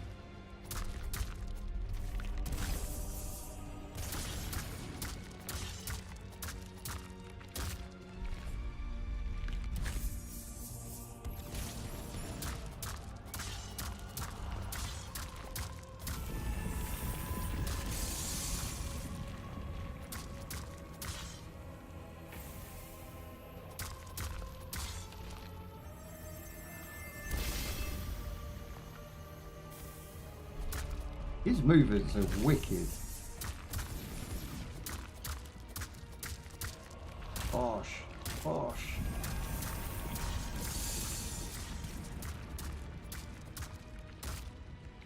Okay, she's getting to the next mark of saltiness. There it goes. This incredible art. Yeah, really, really nice. What a great way to do a boss as well, like for frame rate. You just bring her out of a square. It's like so simple. It just works. Keeping an eye on them fire, I guess it is, that comes across the floor is actually quite tricky. Like that, for instance. Can't take too many of them.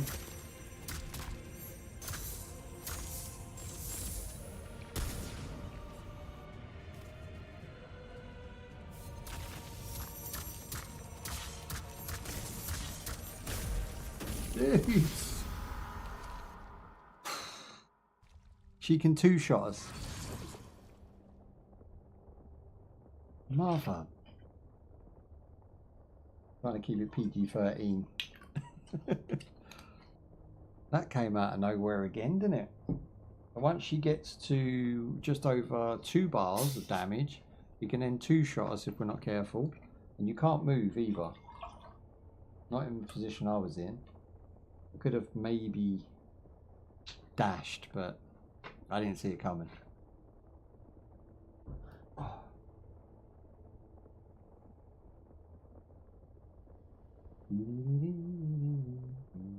Bear with a minute.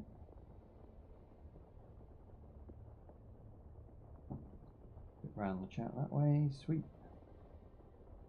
Right. Can we upgrade from what we've done now? Doubt it very much. Nope. We've got nothing but to get good.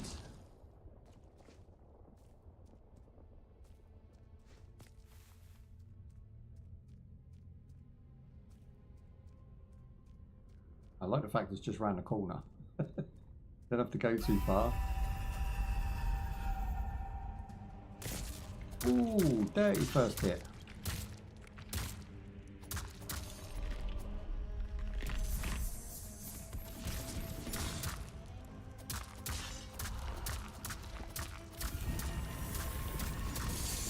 Not scared of your nonsense. Let's go.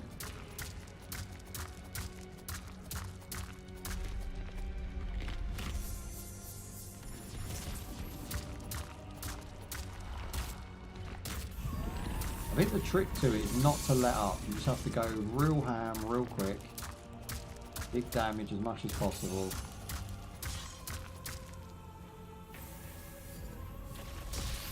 There you go. Now we're talking.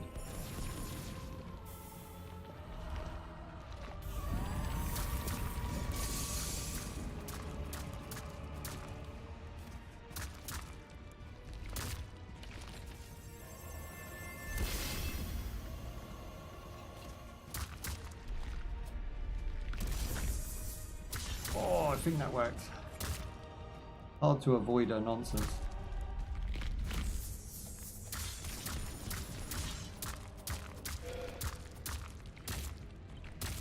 Come on, give me more. No, she's going ham now.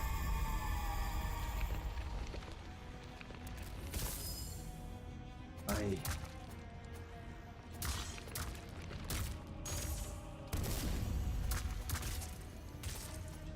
Yeah, I gave her 2 there.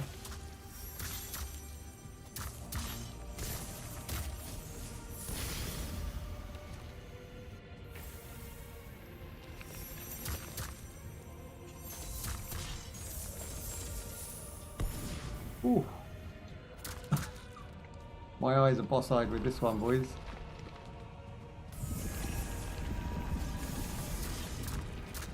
Some of them come at you and some of them don't.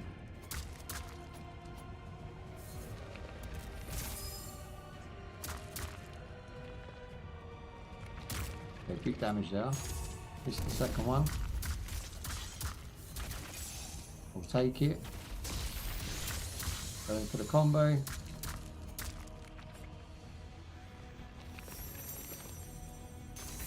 I've got full health again, boys.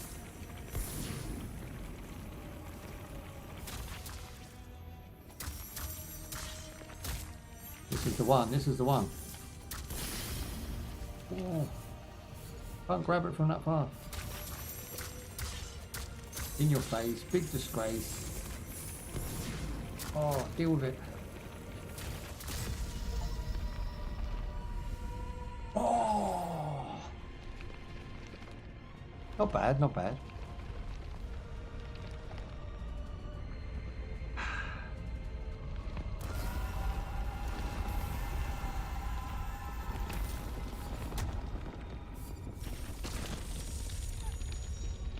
You dropped a bollock and we went inside of it.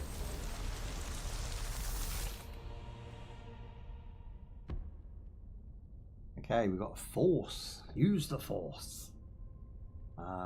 Use the force to regenerate slowly. It depletes when attacking or dashing. Whilst in force. What is force then? Is that? Depletes while attacking. It seems like a stamina. Use force to empower them further. Huh. We'll learn by doing, because I don't think that description is very good. Force is above the marker for the weapon damage is massively increased. Okay, using the force makes sense though.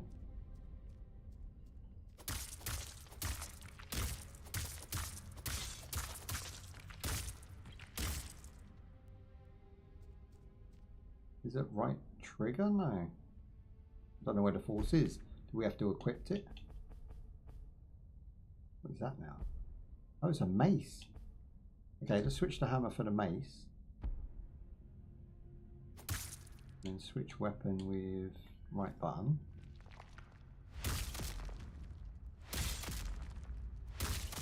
It does 45, but drains a hell of a lot of stamina. Okay, I see now. So then we go to this one. We've got way more attacks. Meh, it's okay. Not anything too special. So the ladder goes up, and we can also go down, which is your Metrovania 2 pathing.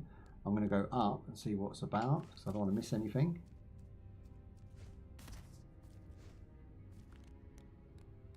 Spider monkey myself this way. That's cool. And it seemed like it was the right move. You have to pick that up, so I'm imagining at the bottom of the stairs where the spikes were earlier, we're going to take damage. So I would have to actually physically stand, unless we get an ability later that sort of sucks them in. He looks like Reptile. That's the second time you come up with that. He also looks like a really cool version of the Riddler. What else could he look like? He's got a lot of those traits in him, hasn't he? Ooh. Okay, from here we should be able to reach this. Just. Reptile. He's a master of disguise. Yeah. Well, he's clay. He's basically like a clay people, right? He can mold himself how he wants. And when you die, you turn into milk, which is even stranger. Not being a fan of the series or knowing the series, of course, I'm using these terminologies wrong. But that's what it just comes across to somebody who's never played the game before. Milkage. But like these things floating, you know, they kind of look, you know, the things that come out of phallic objects. They're just sort of floating around in the environment. I guess that's what's making it special, you know, the things that you don't see every day. Breaking 2 seals unlocks fast travel for that area. Enter a surrogate to then warp. Sounds like a plan, Stan.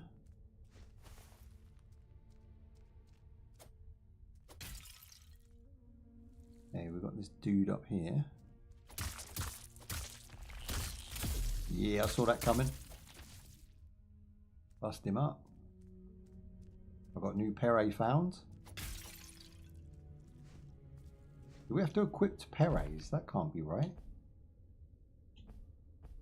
New Pere found.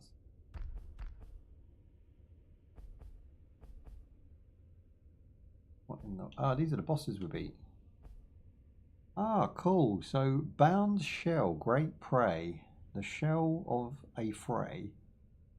Her body separated from her mid-mist. Okay. Known as very first artist. Apparently they're artists. I don't know why they're artists, but that would explain why she comes out of a square that looks like a painting. Item molds. So item molds refresh their use on the surrogates. Cool beans. Pretty simple stuff. There's a surrogate, funny enough.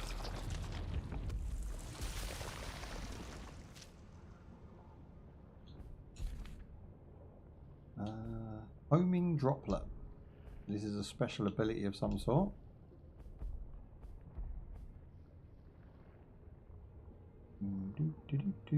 What else we got?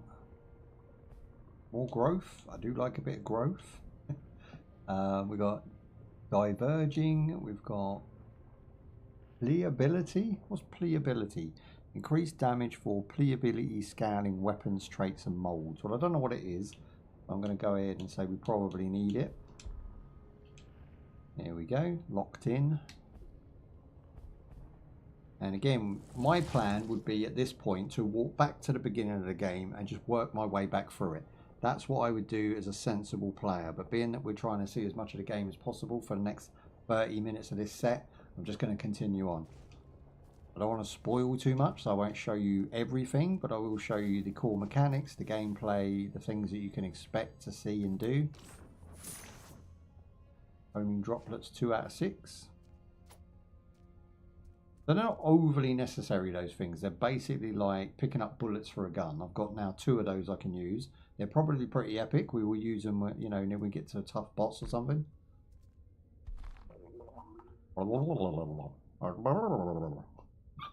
Plainly someone on the mic did that.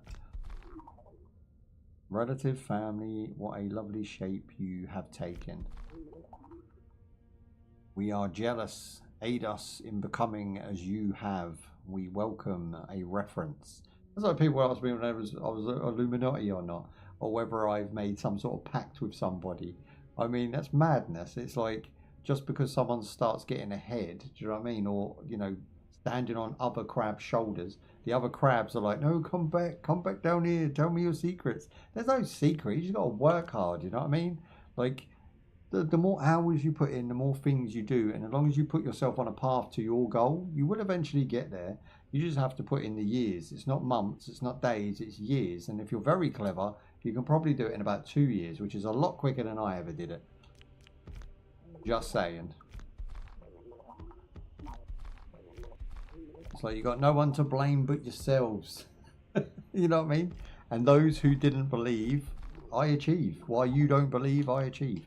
And that's just how I think most people should treat this. You know, it's not fix yourself, that's it. It's not a career move that you make lightly. It's something you have to really, big consideration, do you know what I mean? You can blame it on me. You can blame it on me. I don't know that song, by the way. I don't know which song you're referencing. Welcome, Phil. Happy morning to you. Damn, this plant talks a lot. Go sleep. Blap. I knew it was coming for a counter. Let's go. See that coming. Man's got 2 counters coming in. Ooh, he's filth. Let's try a new move. Balls. Not that impressive, but that was. So was that.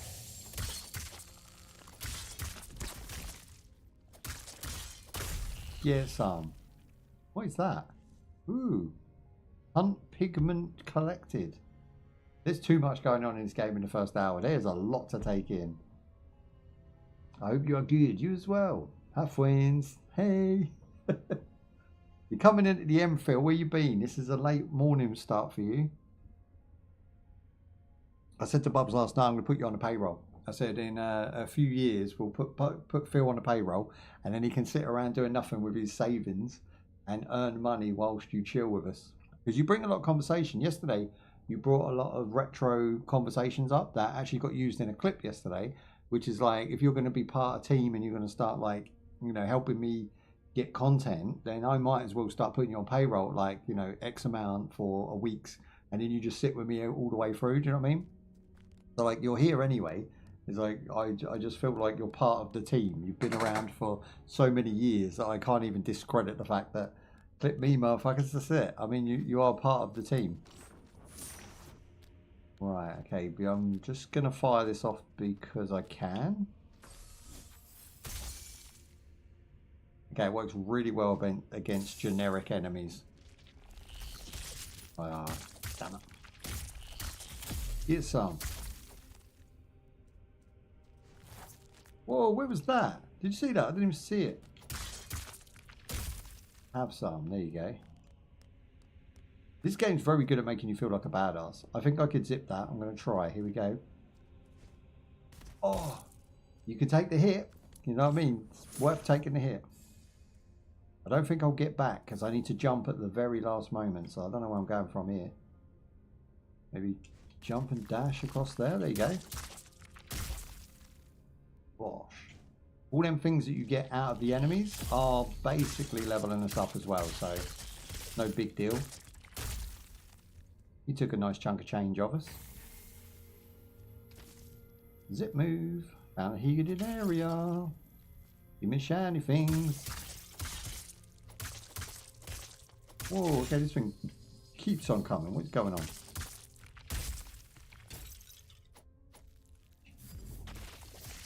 Nom noms. I've got a spiked finger.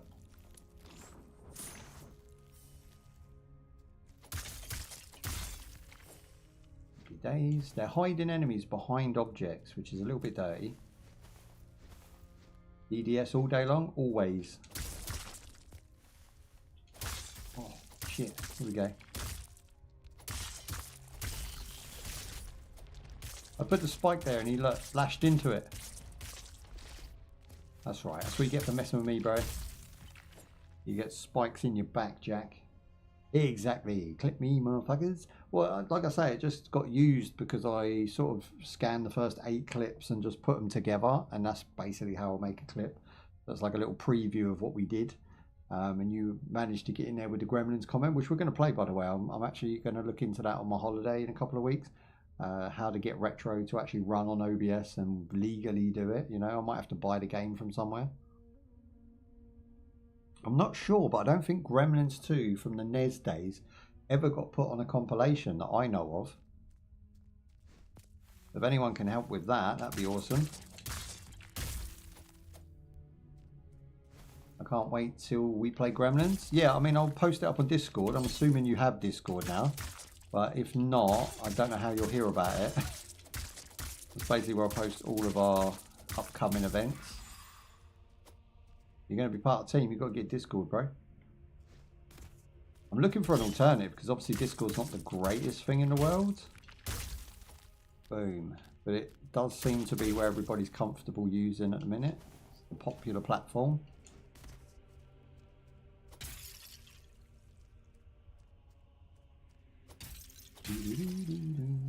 Happy days.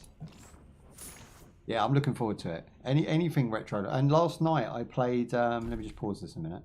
I played, what did I really get into last night? So it was late. It was about 1 o'clock again. I kind of got into that retro vibe. Yeah, I can't remember the name of it was now. I can check my list. Let me check my list. I'll have it in Steam. It's annoying because I was like, I'll wait until Phil comes in. I'll tell him about it. Have a look. Okay, yeah, so... Oh, Jade Empire. I don't know if you know Jade Empire, but it was originally released on PC and Xbox, I believe. The original Xbox, the OG Fat Boy. And I played Doom 3. Do you know Doom 3 is so good? I'm bringing it to stream. It gave me 3 instances of jump scares that were genuine. And the game is actually literally terrifying for the first 2 hours of play. It's so good. And I was just like, I now know why I don't like the new Dooms. Gilo, for instance, bought Doom on release, I think. And he was like, are you buying Doom? This was like going back years, right? And I was like, nah, it don't look like my sort of thing. And then I played like the free preview they gave us. And it was like, oh, this game's just so dry. It's just running around, blowing everything to bits. How many things can you kill in X amount of time? That's not Doom to me. Doom 1 and 2 were like landmarks. And then Doom 3 kind of like leaned into horror, leaned into scariness, leaned into tongue-in-cheek grossness. And I loved it. And then these new ones, they're arguably more gross, but it just doesn't feel like it because they're arcadey, they're fast-paced, they're generic. They feel like, meh. So I didn't ever play the new ones, and I don't ever rate them, and I never recommend them to anyone because I don't think they're very good. But Doom 3, oh, what a game that was. I fired it up on Linux last night. I played it for 2 hours. I had a blast. Maxed out settings, you know, scary as hell. Great game. Not necessarily like the best looking thing, but I think with a few mods we could probably solve that. But yeah, it's really good. Doom 3 is good. I mean, yeah, and like I say, Jade Dynasty was absolutely mind-blowing. The FMVs don't hold up, but the actual gameplay, it looks a lot better than most of the games we're looking at today. So it's got lovely foliage, you know, lovely sceneries. The characters are all voice acted. It's set in a Asian theme or Eastern theme. Really nice game that is. So I had fun with both of those last night. And I intend tonight to play some other retro. I don't know what, but I keep bringing back that sort of Xbox 360 to PS3 time period and just finding some really good gems. Ooh, okay, this one goes in the ground and then comes back out.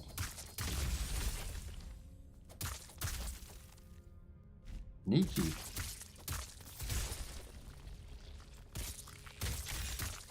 I might get oofed here. This is a bit dangerous.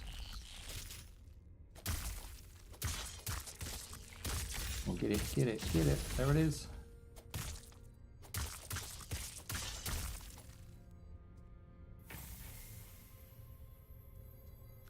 That was worth it. That was worth it. I've got a full health regain now. Doom 3 is the one where they're in space. Yeah, they're on Mars. Believe it or not, I think they're on Mars. And you have to go through airlocks. And when you start, I think your name's Morgan or something. It's very similar to Half-Life. I feel like they stole a lot from Half-Life, even some of the sound effects. But like Half-Life 1 and 2 has some very specific sound effects. I found that in Doom as well. Soul Reaper was a good one as well. Soul Reaper, that's not... Oh, are you talking about Legacy of Kain? Because Legacy of Kain I know all about. If you're talking about the Soul Reaper Legacy of Kain, and yeah, he was amazing. He was like a character spin-off from Kain that was just, yeah, I mean, he was on par with Tomb Raider back in the day to me. I played the hell out of that game. And they've just remastered it or re-HD'd it, so it'd probably be better to play those ones now. I actually have them. I'm not going to lie, I have them. Just haven't, again, I'm not really playing what I want to play all the time. I'm not in that position. Oh. But then I find gems like this, do you know what I mean? So I'm happy to play anything and everything people send me. That's always lovely. But overall, I'd like to, you know, build some of that sort of retro vibe and just show people games that they might not necessarily have played or know about. Like there's some really good ones out there that are getting sort of dust put on them because they just don't know. Again, like I said, we're going to bring Omnimushu to the crowd. I do fancy playing through those again. There's a new one coming, I believe. They're working on that right now. It's like Metal Gear Solid. I've had the... because I work with Square Enix and I work with Konami on a few things. So I've had the Metal Gear Solid 3 remake and I've had the Metal Gear Solid... I think it was called like the Substance release where it has like all the old ones on now. I've had those for a while and I've been sitting on them for about a year. I haven't actually played those yet, but I intend to because I always honour all my commitments. But it's just I haven't got round to them, you know. And it's mad for me at this age to think that I can put someone like Square Enix on the back burner and say like I've got other more profitable things to do over here, and then like leave like Konami to, you know what I mean? Konami's not doing so well now, and I'm going to leave it like that. It's weird I get to shuffle them around because as a kid I used to read like, you know, Nintendo Power and Sega Max or whatever it was called and PC Gamer, and I used to like envy these people who get to review video games. And now it's like I wake up and every day my email is just, you know, in a very privileged position where it's just full of games and full of developers, you know, working with me, and I just feel like I don't know what I did right. I don't know what we did, but we did it. So they like us, and we're going to continue doing what we're doing because, you know, guys, it's, you know, it's bringing new games to you guys. This game don't come out for 6 days, you know what I mean? So we're a week early on this one. We get playtests all the time, and like yesterday, if we play a shit playtest, I'm going to tell them. And that's just how it is, you know. Honesty seems to be the best policy nowadays. Medieval, do you remember that one? I didn't play Medieval much, but I have wanted to. I know what you mean. It's the guy who looks like a skeleton. He has a sword and a suit of armor. I know what you mean. There was a more modern game that came out. Oh God, I'm going to have to tell you what it's called now, because you may be able to look it up yourself. Bear with. I bought it in a Steam sale about a week ago. I don't know if it's installed or not. That's the problem. And I'd have to go through. So just give me a minute to scroll. Like the Alien franchise, you know, Alien vs Predator. Do you know what I mean? Like the original Alien vs Predator, then the remake of Alien vs Predator. They need to be done, because they are hidden gems as well. And then there's modern games we play, you know, like Albion Online. I fucking love Albion right now. I'm playing a bit of Battlefield 6. That game runs sweet as a nut, like only on Windows though. So I haven't really brought it to the channel because there's no point, because I'm going to be switching to Linux. I'm not going to be playing it. So it's just like, I'll play it in my spare time.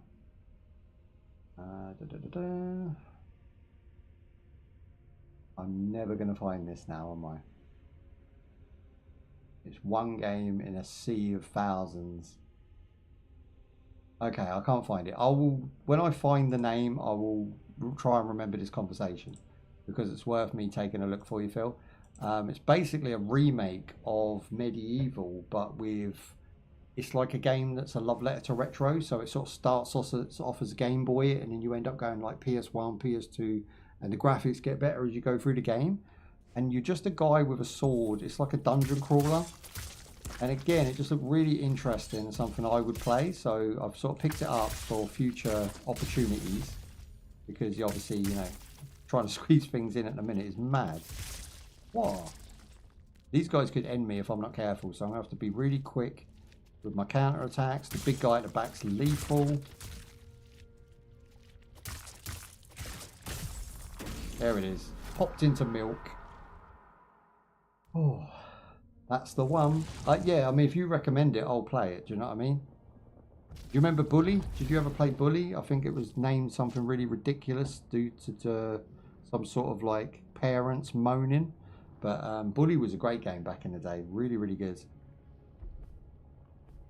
Hey, we've got new growth. Let's go for health as we just took the L. We'll go for a health upgrade. We are back in the room. Did we go down? I don't think we've ever gone down here. Let's have a look. Might be wrong. A bit weird there's nothing here. There's a breakable there. Can't hit up, can I? No. We've got to come through and back up. I gassed it. So this is a Metrovania style game, if you don't know already, Phil, which means you have to do a lot of backtracking, a lot around the ways. But it's very cleverly doing the way that it's negotiating it. And it seems like they have a hand fetish. Everything in this game is to do with hands. And it's called Grime, so it's not really even to do with a title. I don't really know what that's about. Do you remember that NES game that was based off of Noah's Ark? But it was actually really good.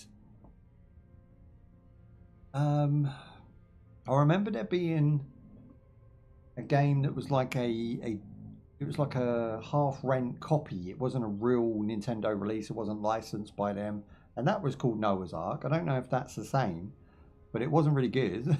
It sucked. I don't know if we're thinking the same thing. There's a game like Noah's Ark.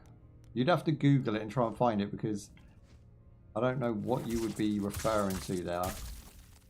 I mean, on the NES, the funny thing about the NES would have been what your parents would have bought you, my parents wouldn't necessarily have bought me. So I had to really sort of pick and choose. There's a bit of fluff. Pick and choose my games. So every birthday and Christmas, I wasn't privileged. I didn't grow up rich. I grew up in Tottenham poor, council estate.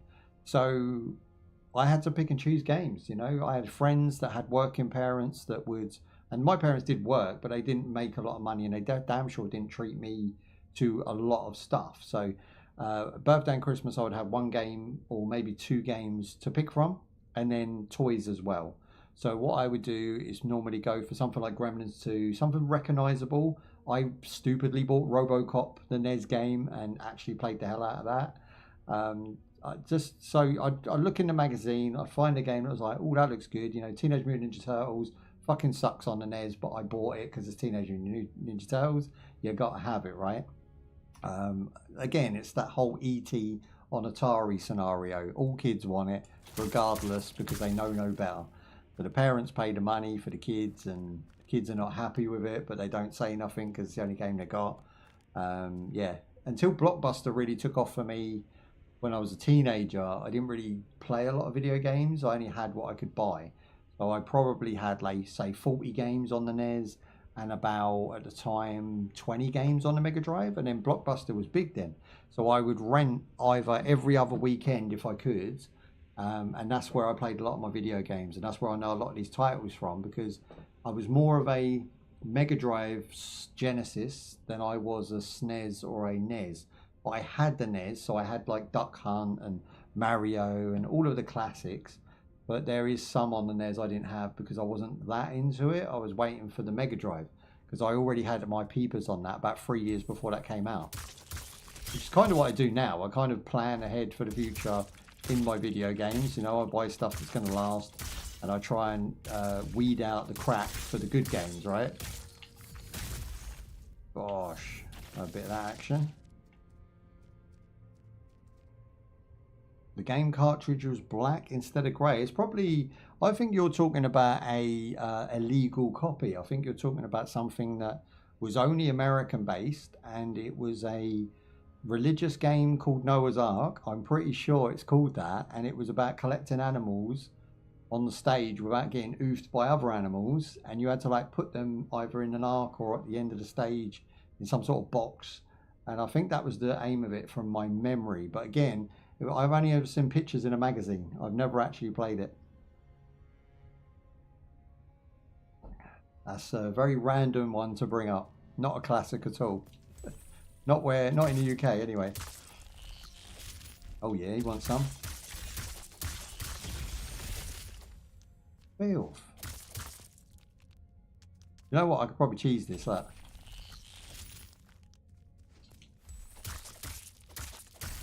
Wait for him to attack and then jump up. Where'd he go? Shot off up into the air.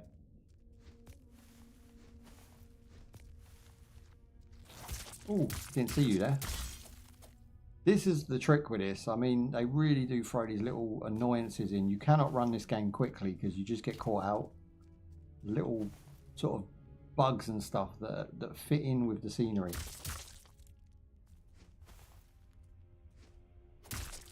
Okay, we hit him, but he does 10 damage.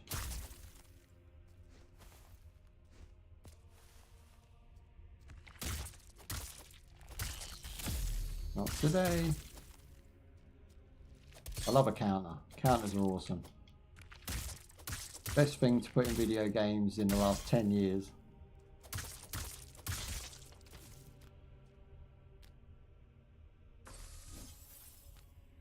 Hit him then. There you go. Trying to chief me, boys.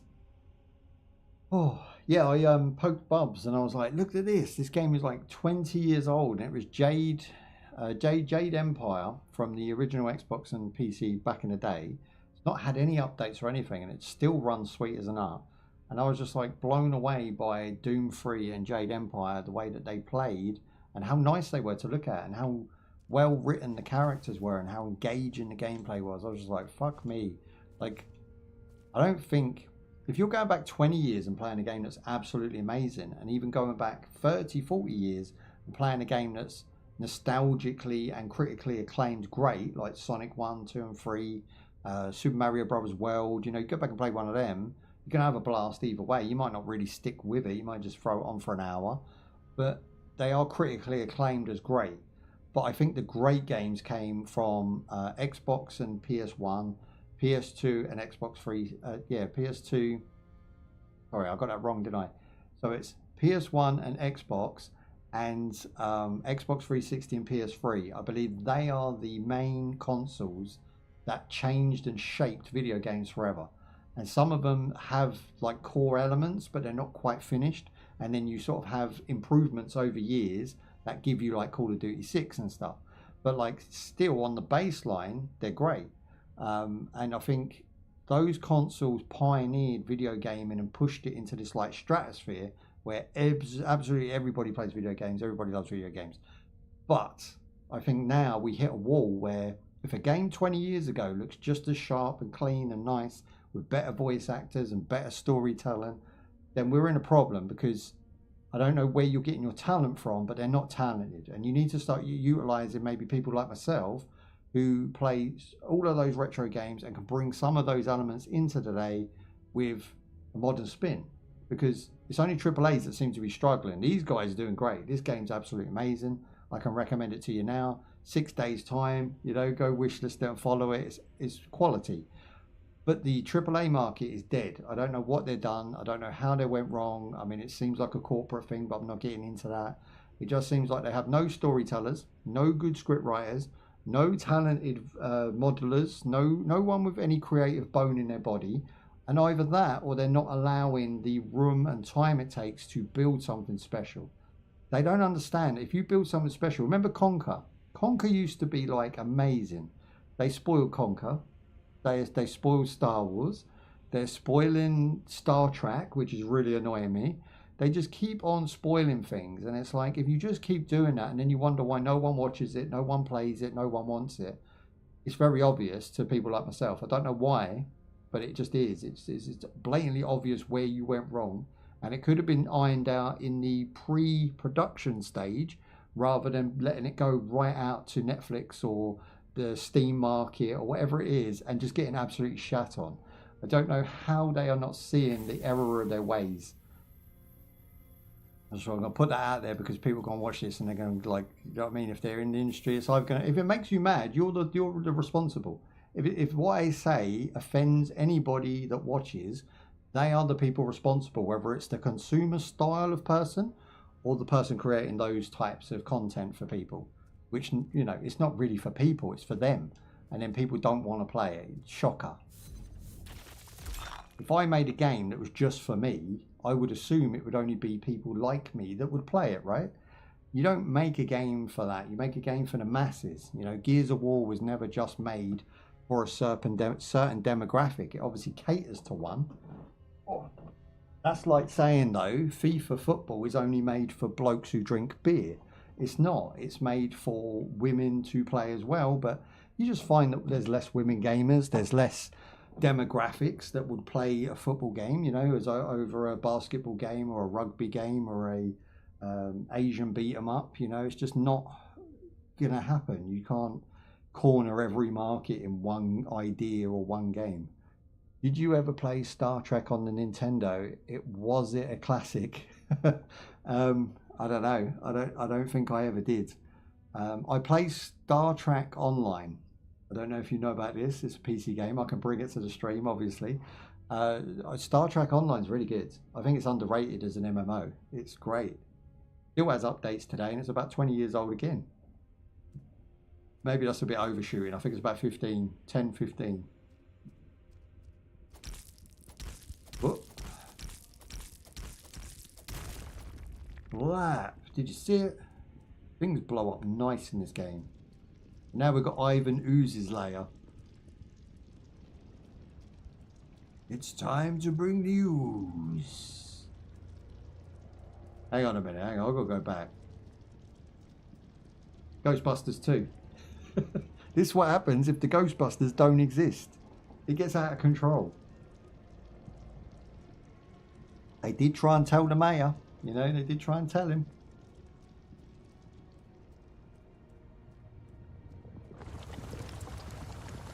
Oh, what is this now? Go Power Rangers, that's it. You know what? The original Power Rangers, awesome. And they did, oh, hang on. Oh, I've got something to say about Power Rangers, but I need to beat these guys. I want to get on the Power Rangers tip. Poke! Fell over like a chump. Power Rangers, mate, seriously, they did dinos. I don't know if you ever watched this, but even as a 30-year-old, Power Rangers Dinos was great. It's you have to get the right seasons or series or whatever it was, but it's season 1, right? You have to get that first one and then watch like the first 5 seasons of it. Oh my god, Power Rangers Dinos was epic.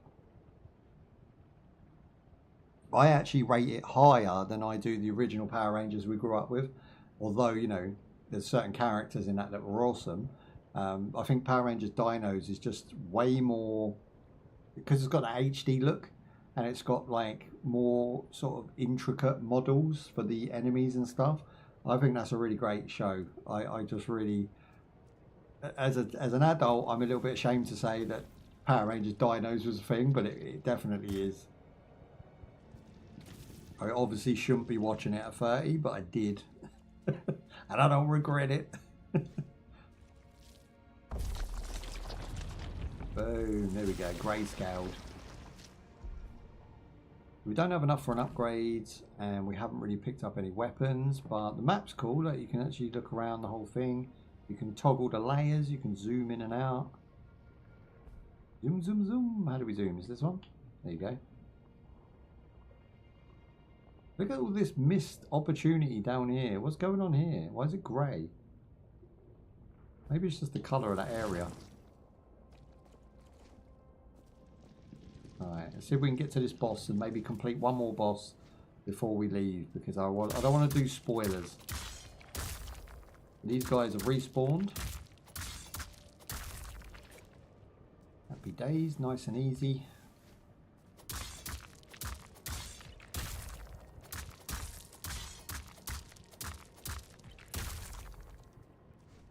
It's impactful. Combat feels really, really impactful. Get some. Get some.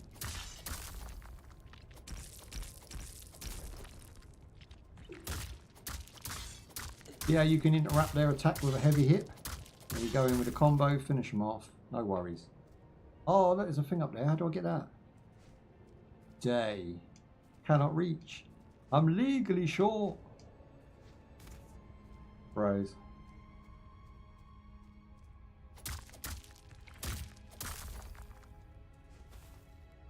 Okay, we're back in business.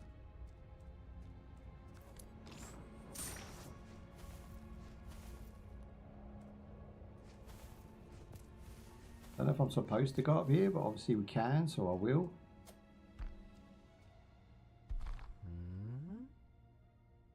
Well, look at you, a real piece of work. I don't know if he's being horrible or not. My limbs, they have gone quite breathless. There's nothing of him, he's a skeleton, because he don't hold breath. Ooh. Who are you? He's a mummy. Okay, fair enough.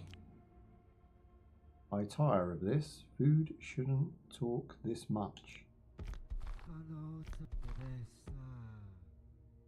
Your shape this moment, you're surprised when I consume you.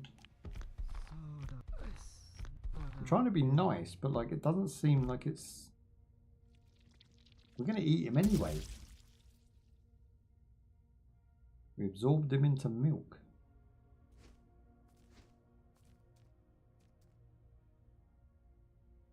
Elevator is inactive. Okay, cool. Need to put some power to that bad boy. Hello. What was that? Tiny things.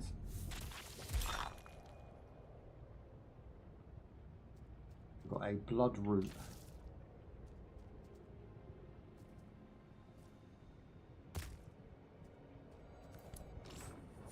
Roger is almost here. Oh, not again.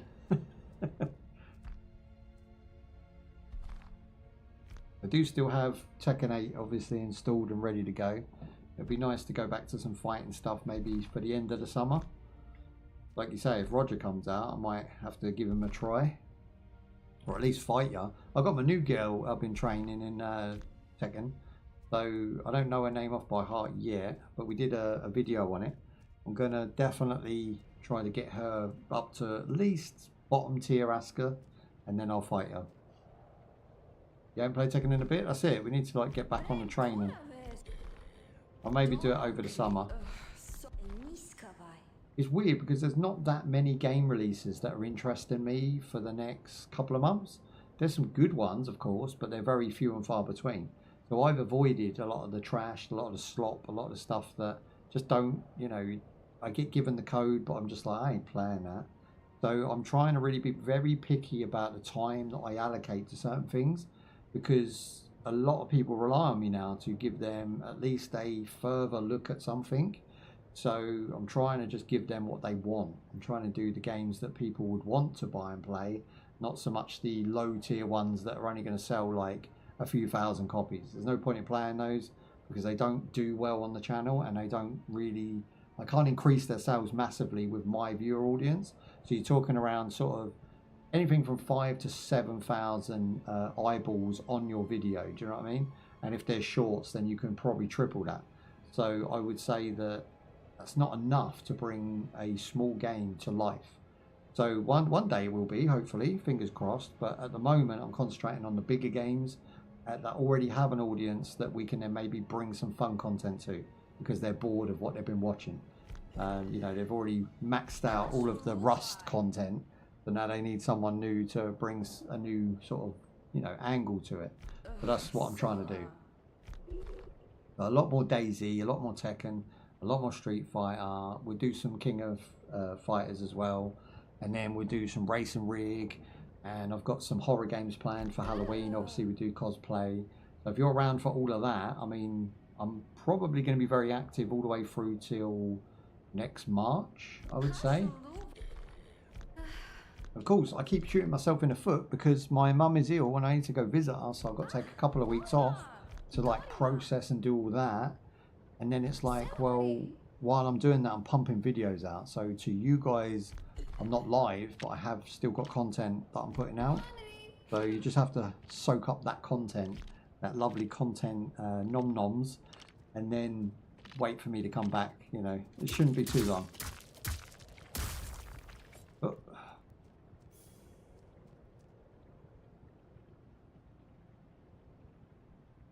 I was just watching that thing in the background there. That's very well animated. Looks really cool.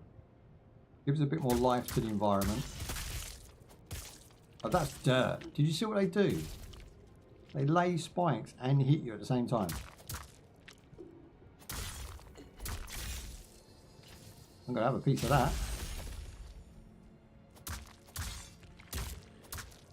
We basically took his soul there, so we can now project one of him against the enemy. That's for those who are just coming in, of course. See, it looks like I can do like a wall grab or a wall jump up there, but it's just not happening. Hopefully later we can unlock that ability. If it exists, of course. Oh, it's one of them things. I like these. Wow. Mudfalls.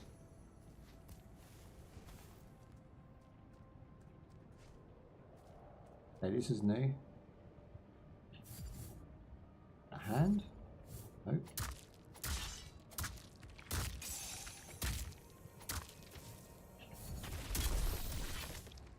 There we go, we're in. They're almost like markers to say that you're in a new area. This is becoming very sort of Eastern now, right? You're seeing a lot of the Eastern tropes, a lot of their temple style worship elements. I like this. It's putting something new into it. This guy considers me rude. Perhaps you feel a little more communicative now. What's he done? Put me in a box. What is your breath? Such a weird thing to say. You want to go some? I think he's going to go some. Let's have a closer look. Uh-oh.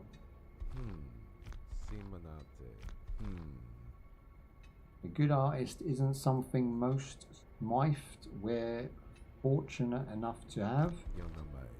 Definitely not just another poor, helpless smifed. I'll bust your ass, you let me out of this box, I know that for sure.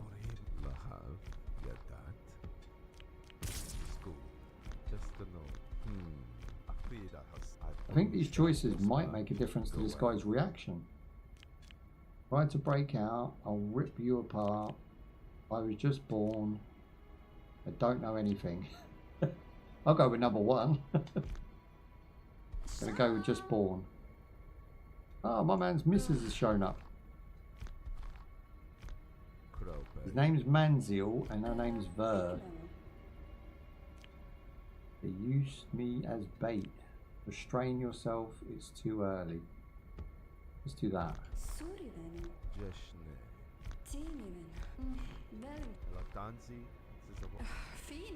What's going on? Just let me through.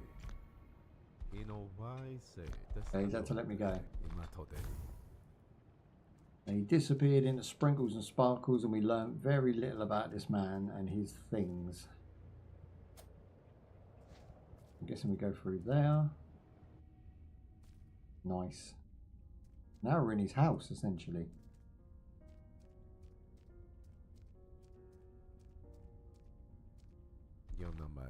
What happened to him? Why does he look so... He looked all powerful a minute ago. Now he just looks like a humble beggar.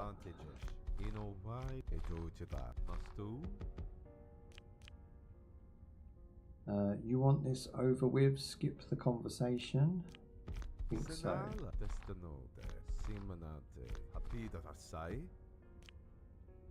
What will I have to do in return? I'm just going to say yes, because either way we've got to do it, right? Splendid. Unimportant now. Let's talk about your task. I need you to reach the town of Kankan. It is too far right. Was that a message? Was that a hidden message? How dare you? Not that I'm far right, just that you would put messages in.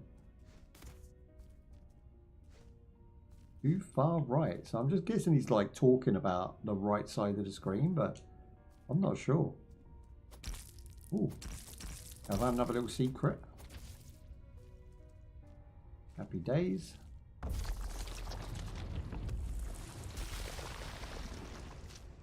Nice, we've got growth, so we'll go for strength again.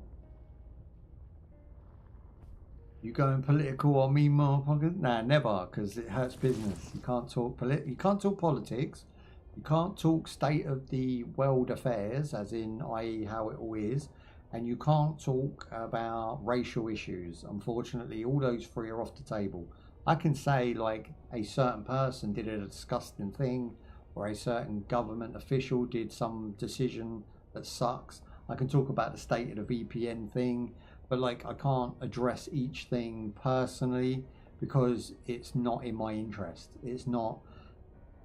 Unfortunately, when you are working and paid by Google, you do not step on Google's feet. And Google are unfortunately a censorship friendly type of thing. So it's just business. It's just how it is. I mean, I get that people sort of see YouTubers as these sort of like information fact checkers and stuff, and there are people that do that sort of line of work, so you just go to those. Like, I don't know why anybody would ask me my opinion when I'm not educated enough. I'm not in that subject. I am not appointed official about anything. Do you know what I mean? So I can give you my general gist, but I'm just going to keep it, you know, don't bite the hand that feeds. Yeah, more so not that. I mean, I know you're putting Illuminati signs up now. You're saying like don't rock the boat when you're in it, right? So if you're in the boat and it's taken me 7 fucking years to get in the boat, am I going to really poke holes at it? I don't think so. So that's just how it is. It's like people who disagree with that probably ain't got any boat to sit in the first place. So I don't really argue with fools, and I just think if you don't want it as bad as me, then keep sleeping, stay sheeple, keep doing what you're doing, you know, and just leave me alone. So I don't really get attacks from anyone because my opinions are very shut down. I'll just shut it down. I'll just say, look, I'm not interested. Whatever you have to say, I don't care. Like, what you're doing with your life is no concern of mine, and mine shouldn't be of yours. Do you know what I mean? And I'm not talking to you personally. I'm talking about the whole. Everybody. Unless you are sleeping in my bed or paying my rent or feeding me, then fuck off. Like, I don't care of your opinions, right? But I can have a general conversation. So what I'm talking about is I'm not getting in the nitty gritty of anything. I'm not starting to get riled up about a certain subject because it doesn't benefit anyone, you know? It doesn't give you the answer, and it doesn't give me any more opportunity or growth than, you know what I mean? What's it called? So if I want more bread, I have less beef. It's as simple as that. Keep him away from them holes. Hey, I like the odd hole. Do you know what I mean? I've poked the odd hole here and there, but you know, I try and keeps it clean, baby. Keeps it clean. I'm a day from Friday, you know. I got 12s, but I call them 20s. Do you know what I mean? That's how I be. No way, Sib. Okay, why are we simping? What's this? You're so awesome. Thank you very much. They're talking to each other. They're bigging each other up. Look. I had this the other day. I was on, because I still ride the bus, right? So I like trains, buses, planes. I go on a lot of boats, P&O ferries. I don't really dislike transport. I dislike the people that sometimes use those transports. There was two females and they were purposely like this on the bus the other week. And they were telling each other how intelligent they were. They were saying, oh, we're so intelligent. Like, we know everything about everything. We're so fucking great. And our life's so... But they were the ugliest fucking ducklings you've ever seen in your life. They knew nothing about the subjects they were talking about. And I was listening quietly, because I'm very quiet outside of live. I was just like listening to this nonsense whilst looking out of a window. And I was just hearing the biggest amount of bullshit that has ever come out of two women's mouths to each other. And they were bigging each other up. And I would assume that they're a couple, right? But they are saying how great they are. Just like these two fools here. It's like in your world, in your house, you can be the king of your castle. But that's as far as it goes. So your intelligence is great for you two to think that you're the most intelligent people. But you're on the fucking bus. Wearing Primark clothes. Yeah. Looking real ratty-tatty. And yet you think you're intelligent. Like... I would imagine if you were that intelligent, you would probably both be riding around in a Bentley, and you would have wealth, and you would have sunk your time into something, invested your money, and done something wise.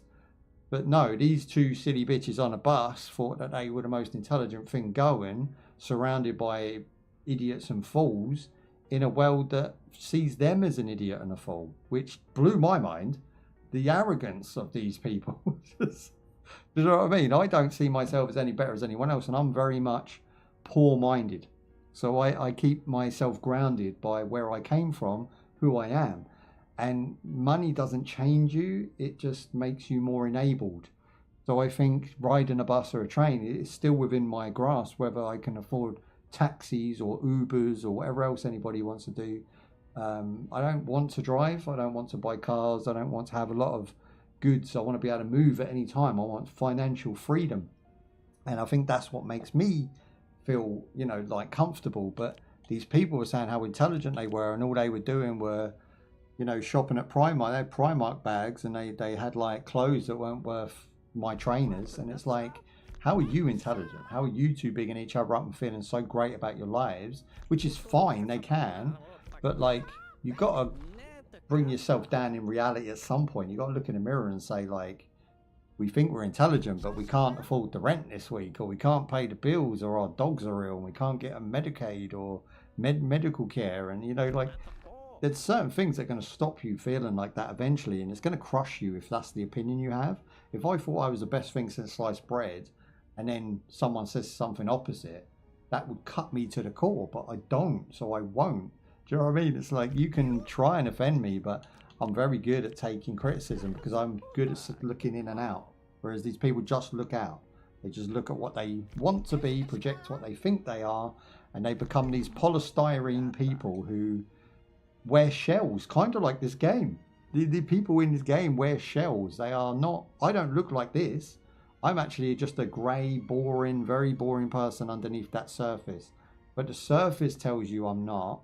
And that's really a nod at society, I think, in this game. It's like, saying we can be big and strong and we can go through all these trials and tribulations, but only by doing them.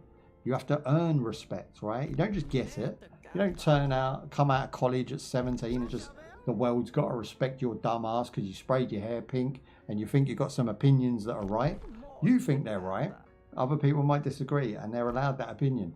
And I think that's where people are going very wrong with things. They're using social media to only listen and like what they like. Let's say you just installed TikTok and you had a very left-wing opinion. You can find people who have that opinion, you can like their videos, and then the people who have the right-wing opinion, you can dislike their videos. And the problem is, it'll only offer you left-wing opinions. So then you think, well, I must be right because all these people are saying the same thing. Social media is designed to mess you up and make you unintelligent. If you don't understand that, then I can't even begin to talk to you. It's crazy. The way that people react to their phone. I saw a girl the other day on the bus, and she was pushing a buggy, and she was so socially awkward in public that her phone, she had it on the handlebar of the buggy, and she kept looking like that, side-eyeing people like this as she's walking along. The phone was locked. It wasn't even on, but she's looking at it like that, and she's pretending she's on her phone so she don't have to interact with human beings around her. She doesn't have to see human beings either walking past her, looking at her, interacting with things around her. She was so locked into this like bubble, and it was scary. I've never seen that. It was almost like a mobile phone zombie. The phone weren't on. She had a child somehow. And again, don't forget, my opinion of, you know, women who have kids is just for the kids, and just no fathers around just fucking drives me mad. But I digress. Phone zombies are becoming real. I've never seen them until lately, and I've seen a few of them, and it's starting to scare me that mobile phones have become that much in people's lives. Like, I could ditch mine tomorrow. It wouldn't bother me. Was she wearing a mask? No, but that's the thing. That's the ironic thing. She is wearing a mask. She's literally using the phone as a mask and a barrier to the world, so she can just maybe go out of her house the one time that week that she had to. And I feel really sorry for people like that, because you have no confidence, you have nothing. If I was to take her for a meal, for instance, she would have nothing to say. There's no personality there. And she'd probably bring her phone and sort of have to have it on the table at all times and things. And I just think, what has happened to people where YouTubers raised them, and now they think that being loud and obnoxious is a personality. You're a twat, and you annoy people, and your life's going to be hard because people don't like you. Do you know what I mean? You've become a person that people don't like. I'm talking about young kids now, you know, like 14 to 20. They're becoming loud and obnoxious for no reason. They're annoying people in public places. They're becoming memers and assholes who film everything and just try to get a rise out of people. YouTubers taught them this as if it was like a character trait, as if it was like a personality thing. They did it for views. They did it for money. They did it because they knew if they acted a certain way, you would watch them and they would get paid for your watch time. Don't be a fool. Like these kids, I mean, it's lack of brain cells, lack of attention at school, lack of wanting to learn what the world is all about. I mean, you have to really start there. And just following fools into the abyss is mad. I don't know why anybody would want to do that. Yes, the song Mad World, exactly. It gets madder. It just keeps getting madder. And again, I've ranted for about 10 minutes now, because it just, all these things are flooding back, and I know I've only got this opportunity to get it off my chest. It's mad. I can't deal. I can't deal anymore. So I hide myself, but it's mainly from those people.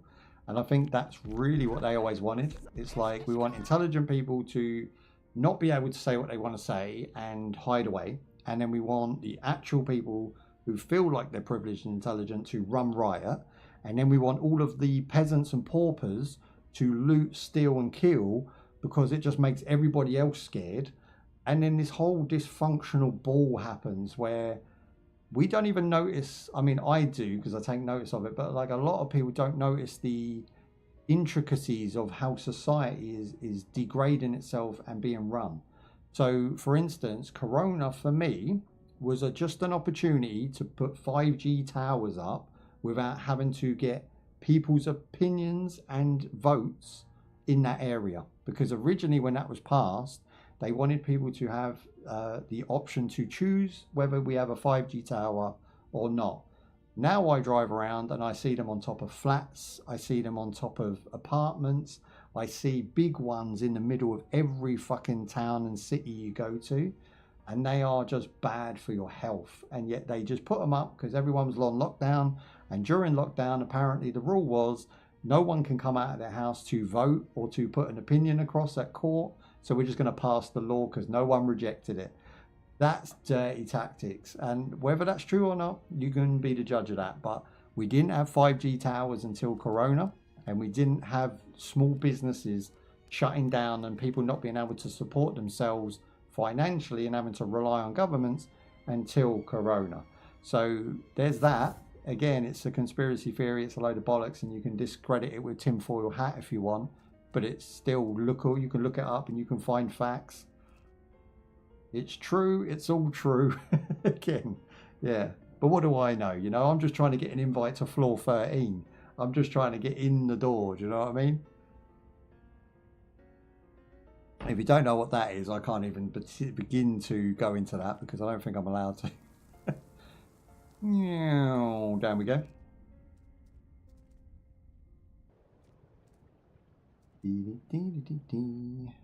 Now I need to stop talking about cool things that I like to talk about and start reviewing this game more because we're almost there. Do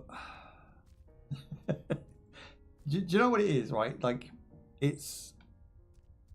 I know that how to play the game. Do you know what I mean? I've learned over 7 years how to play the game. We started off with absolutely no clue, and now we have more clue than I need. So I'm going to play the game. It's as simple as that. Life is a game, and if you're not playing it, then you're not even part of the conversation. Do you know what I mean? So play the game well. Like I taught you, Phil, you know, you save up, you take a year off every 3 years or 2 years. You can, if you're lucky enough, every 2 years, you can take a year off. You can enjoy some of your freedom. You know, you can enjoy some of the breeze and the trees and the lovely waters, and, you know, you can take life in. If you don't do that, you're constantly working for a pension that's going to just allow you to have that freedom but not have the health to do it. Why would you wait until you're 60 to go and look at some forestry or go hiking or go on a trip abroad or go on a cruise? Why wait until you're old and crusty and nobody even notices you were there? You know what I mean? You do it when you're handsome and fit and healthy. You don't do it when you're old and crust. Bad advice from bad... I mean, again, it was a different generation, so bad advice from good parents that didn't know any better. I think that's what it was. Drunken conspiracies, that's it.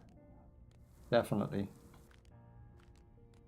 You say that, but I bet my AI has been off the chain today.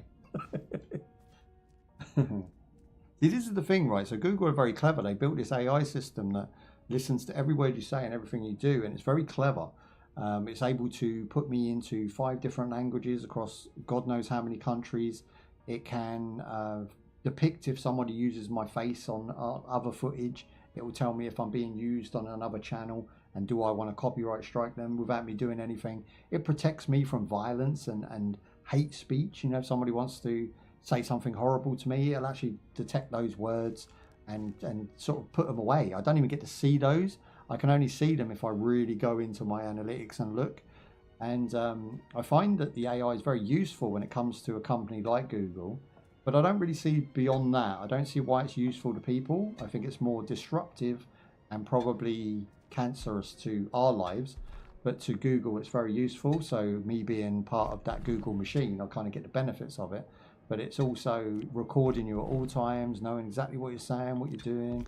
And this is what people sometimes don't understand, is when you ask someone something live, they're very, in the back of their head, cautious about what they say. So they might not necessarily give you the full opinion, but they give you a hint of it. You know, you can give a hint.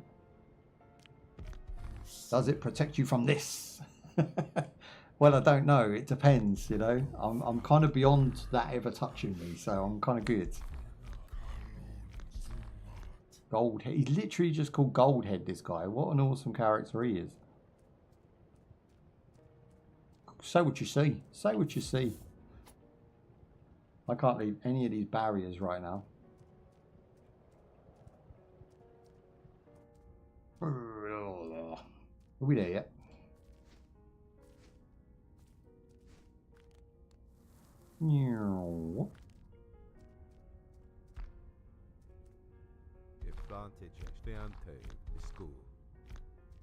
Off you go now. Yeah, but you're not telling me where to go. I think I have to flash back to the beginning of the game, surely.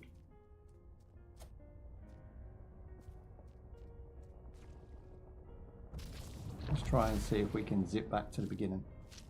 So we have a new mold. We'll put that on the sword there, and then we'll go to warp, and we'll warp all the way back to the beginning, because this is where I want to continue on in the near future. Why have they got X's in? Why is that a thing? Hold to warp. Oh, my bad. Okay, so we have to go all the way back to the beginning. Hold to warp. Okay, that's not working either. Build chamber. Area map. Yeah, apparently I can't warp, which is really bad. Well, how am I supposed to get out of here? Who knows? I'm just going to go to exit from here. Then let's do that. So it saves. Dum, dum, dum. Main menu. Right, let's sum it up with an outro. That's a quite bit of the game, so I don't want to spoil any more. Right, guys, I don't want to spoil any more. That's as far as I want to get. It kind of slowed down towards the end there. It became a bit more of a story-based game, trying to fill in some of those blanks that we mentioned, that there wasn't a lot of story at the beginning. I think they could cut out the text at the beginning of this game and just have you just jump straight into the logo and away you go. I feel like the game was actually kind of cumbersome at the beginning to read that text, boring. Nobody wants to buy a game and just instantly be bored by text, so get rid of that and just go straight to the title. That's my only gripe with this game so far. I think everything about it just really bangs. I feel like it's a... Now let me turn the volume down a bit. I think it's a really solid game. I don't think there's any graphical glitches or any problems I had. And this is 6 days early to release, so they still have time to fix and patch things. The bosses are great. The bosses are really good looking. The combat system and upgrade systems, nothing new, but works really well. And I think overall, it's a 4 out of 5 for me, 100%. I could recommend this game to anybody, even if you're new to these games. It will be pretty tricky, but it's a slow-paced game, and you can learn at your own pace. If you want to take a break and go make a cup of tea, you can just pause the game or stand around doing nothing, and it will just wait for you, which I think is a really good way to play these games off. It's atmospheric, it's got great sound effects, the visuals are pretty much on point, and it runs on a potato. 2060, I mean, we're going back like, what, 7 years now, so you can still play this game on a 7-year-old hardware, which I think is top-notch, absolutely amazing. And at $20, I think the game's going to really bang. So I don't know the price tag, but I would imagine it's going to come out around $20. If it's $30, still a good game, still a great game. For those who play Grime 1, probably still going to buy it. But I think for getting a maximized customer base, $20 is the sweet spot. So yeah, for me, Grime 2, absolute win, 4 out of 5. Take from that what you will. Hope you enjoyed the video up to this point. I didn't want to spoil too much. If you do want to see a playthrough of Grime 1 and Grime 2, hit a like, leave me a comment down below, and I will try my best to go through those as soon as possible. Thank you for your time. I know your time is valuable. Thank you for spending it with me, and I will see you in the next one. Peace out. Bye-bye. Look after yourselves. Definitely look after your ma, and I'll see you soon. Bye. There we go. We are out. You did good. Well, I don't know about that. I try. That's the main thing. I try. All right, let me go in here and just silence this. There we go. And we'll just hang out and have a little chin wag right now. Got my record. Right, so we are now off, Phil, for this is the last day. So I've got Thursday, Friday, and then I've got a week, and then I've got another week. I'm going to be back in 2 weeks' time. I'll give you a date. I think it's the 13th, we said, didn't we? I'm pretty sure it's the... I know. It's the 13th. But what I'm going to do, I'm going to release 2 of the Dune videos. So I don't know if you like Dune or not, but definitely check them out. Definitely watch them all the way through and leave a comment or something if you want. Leave a like, of course, if you liked it. We're going to be releasing Dune part 1 and part 2, and then we're going to be releasing a couple of, like this game, for instance, and a couple of others shorts because they're like half-an-hour videos, so I can edit them within a couple of days. The longer ones, the Dune ones, I mean, they take me about 2 weeks sometimes. So there's a lot of editing time now, and me having 2 weeks off isn't really me having 2 weeks off. I still have to edit. I still have to produce stuff. So I'll try my best to get you guys some content out there. There'll be plenty of shorts just to keep you entertained and keep my name relevant with you guys.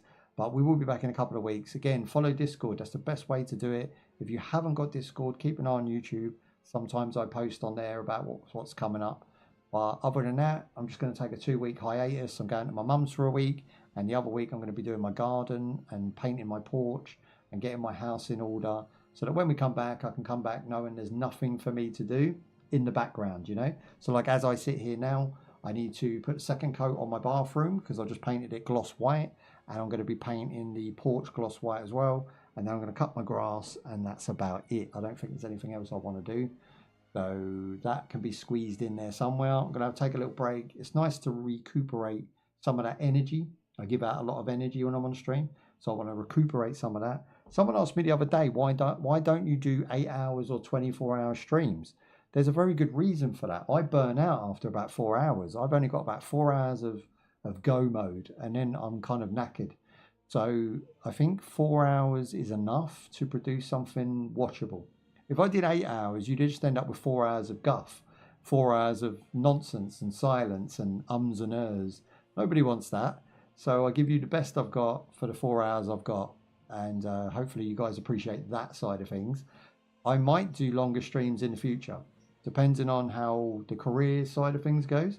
We might end up doing like a Monday stream all day, and then Tuesday and Wednesday don't do anything. I might just be around Monday, but then do like getting videos out. I don't know how you guys would prefer that or not. So if I was here all day with you, Phil, from like the time you woke up to, let's say, what are we now? 4 o'clock, 5 o'clock, so 6, 7, 8, 9, probably about 9. So you're talking about another 4-hour set, another 2 games we would get through. So we'd be doing 4 games or 5 game sets over 8 hours. That's too much, right? Like, that's too much me for a day. You've obviously got things to do. You've got places to be. So I wouldn't imagine that that's going to work out well for you. So I think 4-hour breaks are working well for us, and don't break a formula that works, right? So I've been in touch with 8-Ball Paul. 8-Ball Paul wanted us to do a set because they've seen we've played 8-Ball Paul in the past and had a laugh. We were very tongue-in-cheek back then, so I said to him, my content is very much cleaned up and I would like to work with them, but they weren't offering anything that was close to what I would be able to, 1, achieve, and 2, be beneficial. So I said, look, if you want me to do a segment, video, something, you could just pay me per thing. So they wanted me to like wrap up into like this, produce 4 videos and have over 24,000 views between them. And it was like, then you get paid. I'm like, nah, I'm not doing that. I'm not mugging myself, bros. You know, I have to do what is beneficial. And what is beneficial at the moment is short form content, quick and easy, boom, boom, boom. You know, review the game, get it out, done. I don't want to mess with partnership deals unless they're beneficial. Obviously, there's companies I'm looking into. I want to work with Guyz on full time. I want to work with Naraka. I think Naraka is a great game. I think we could play that full time with no problems. And again, we get to throw in retro in between. We still get to do what we want to do. We just do it on our time scale. So I don't know. We'll see what the future holds. We never know, and it's going to be a journey for all of us. I'm glad you lot hang out with me to the end, and I will see you all in 2 weeks' time. But before that, I will have some videos up on YouTube, so keep an eye out for those. Look after yourselves, Phil, everyone in the Twitch chat. Bubs, thank you for all your clips. I greatly appreciate that, and I will speak to you all very soon. I am knackered. I'm going for dinner. I'm going to make myself a nice spag bowl tonight, a nice spaghetti bolognese.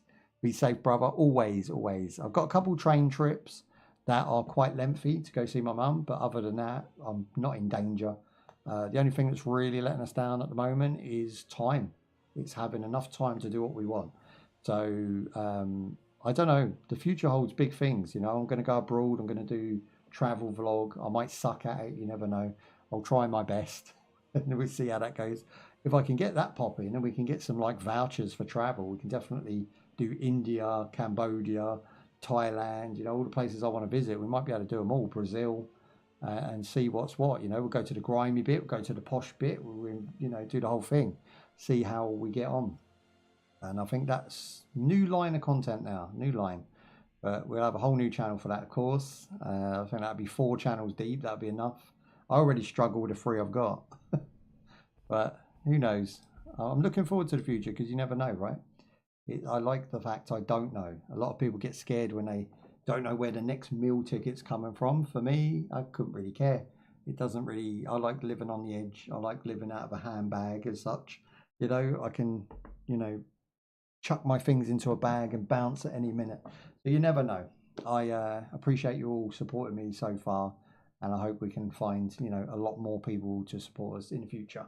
Because we can really spread our wings and produce some really good stuff given the opportunity. That being said, I'm going because I'm hungry. Have a great day. Have a great rest of your evening. Put your feet up, chill out, relax, and you know, don't work too hard or anything. And try and put some money aside for rainy days. That's what I'm going to say on that. Bye bye. How you feel? Appreciate your time, my man. Always a pleasure. You're a gent.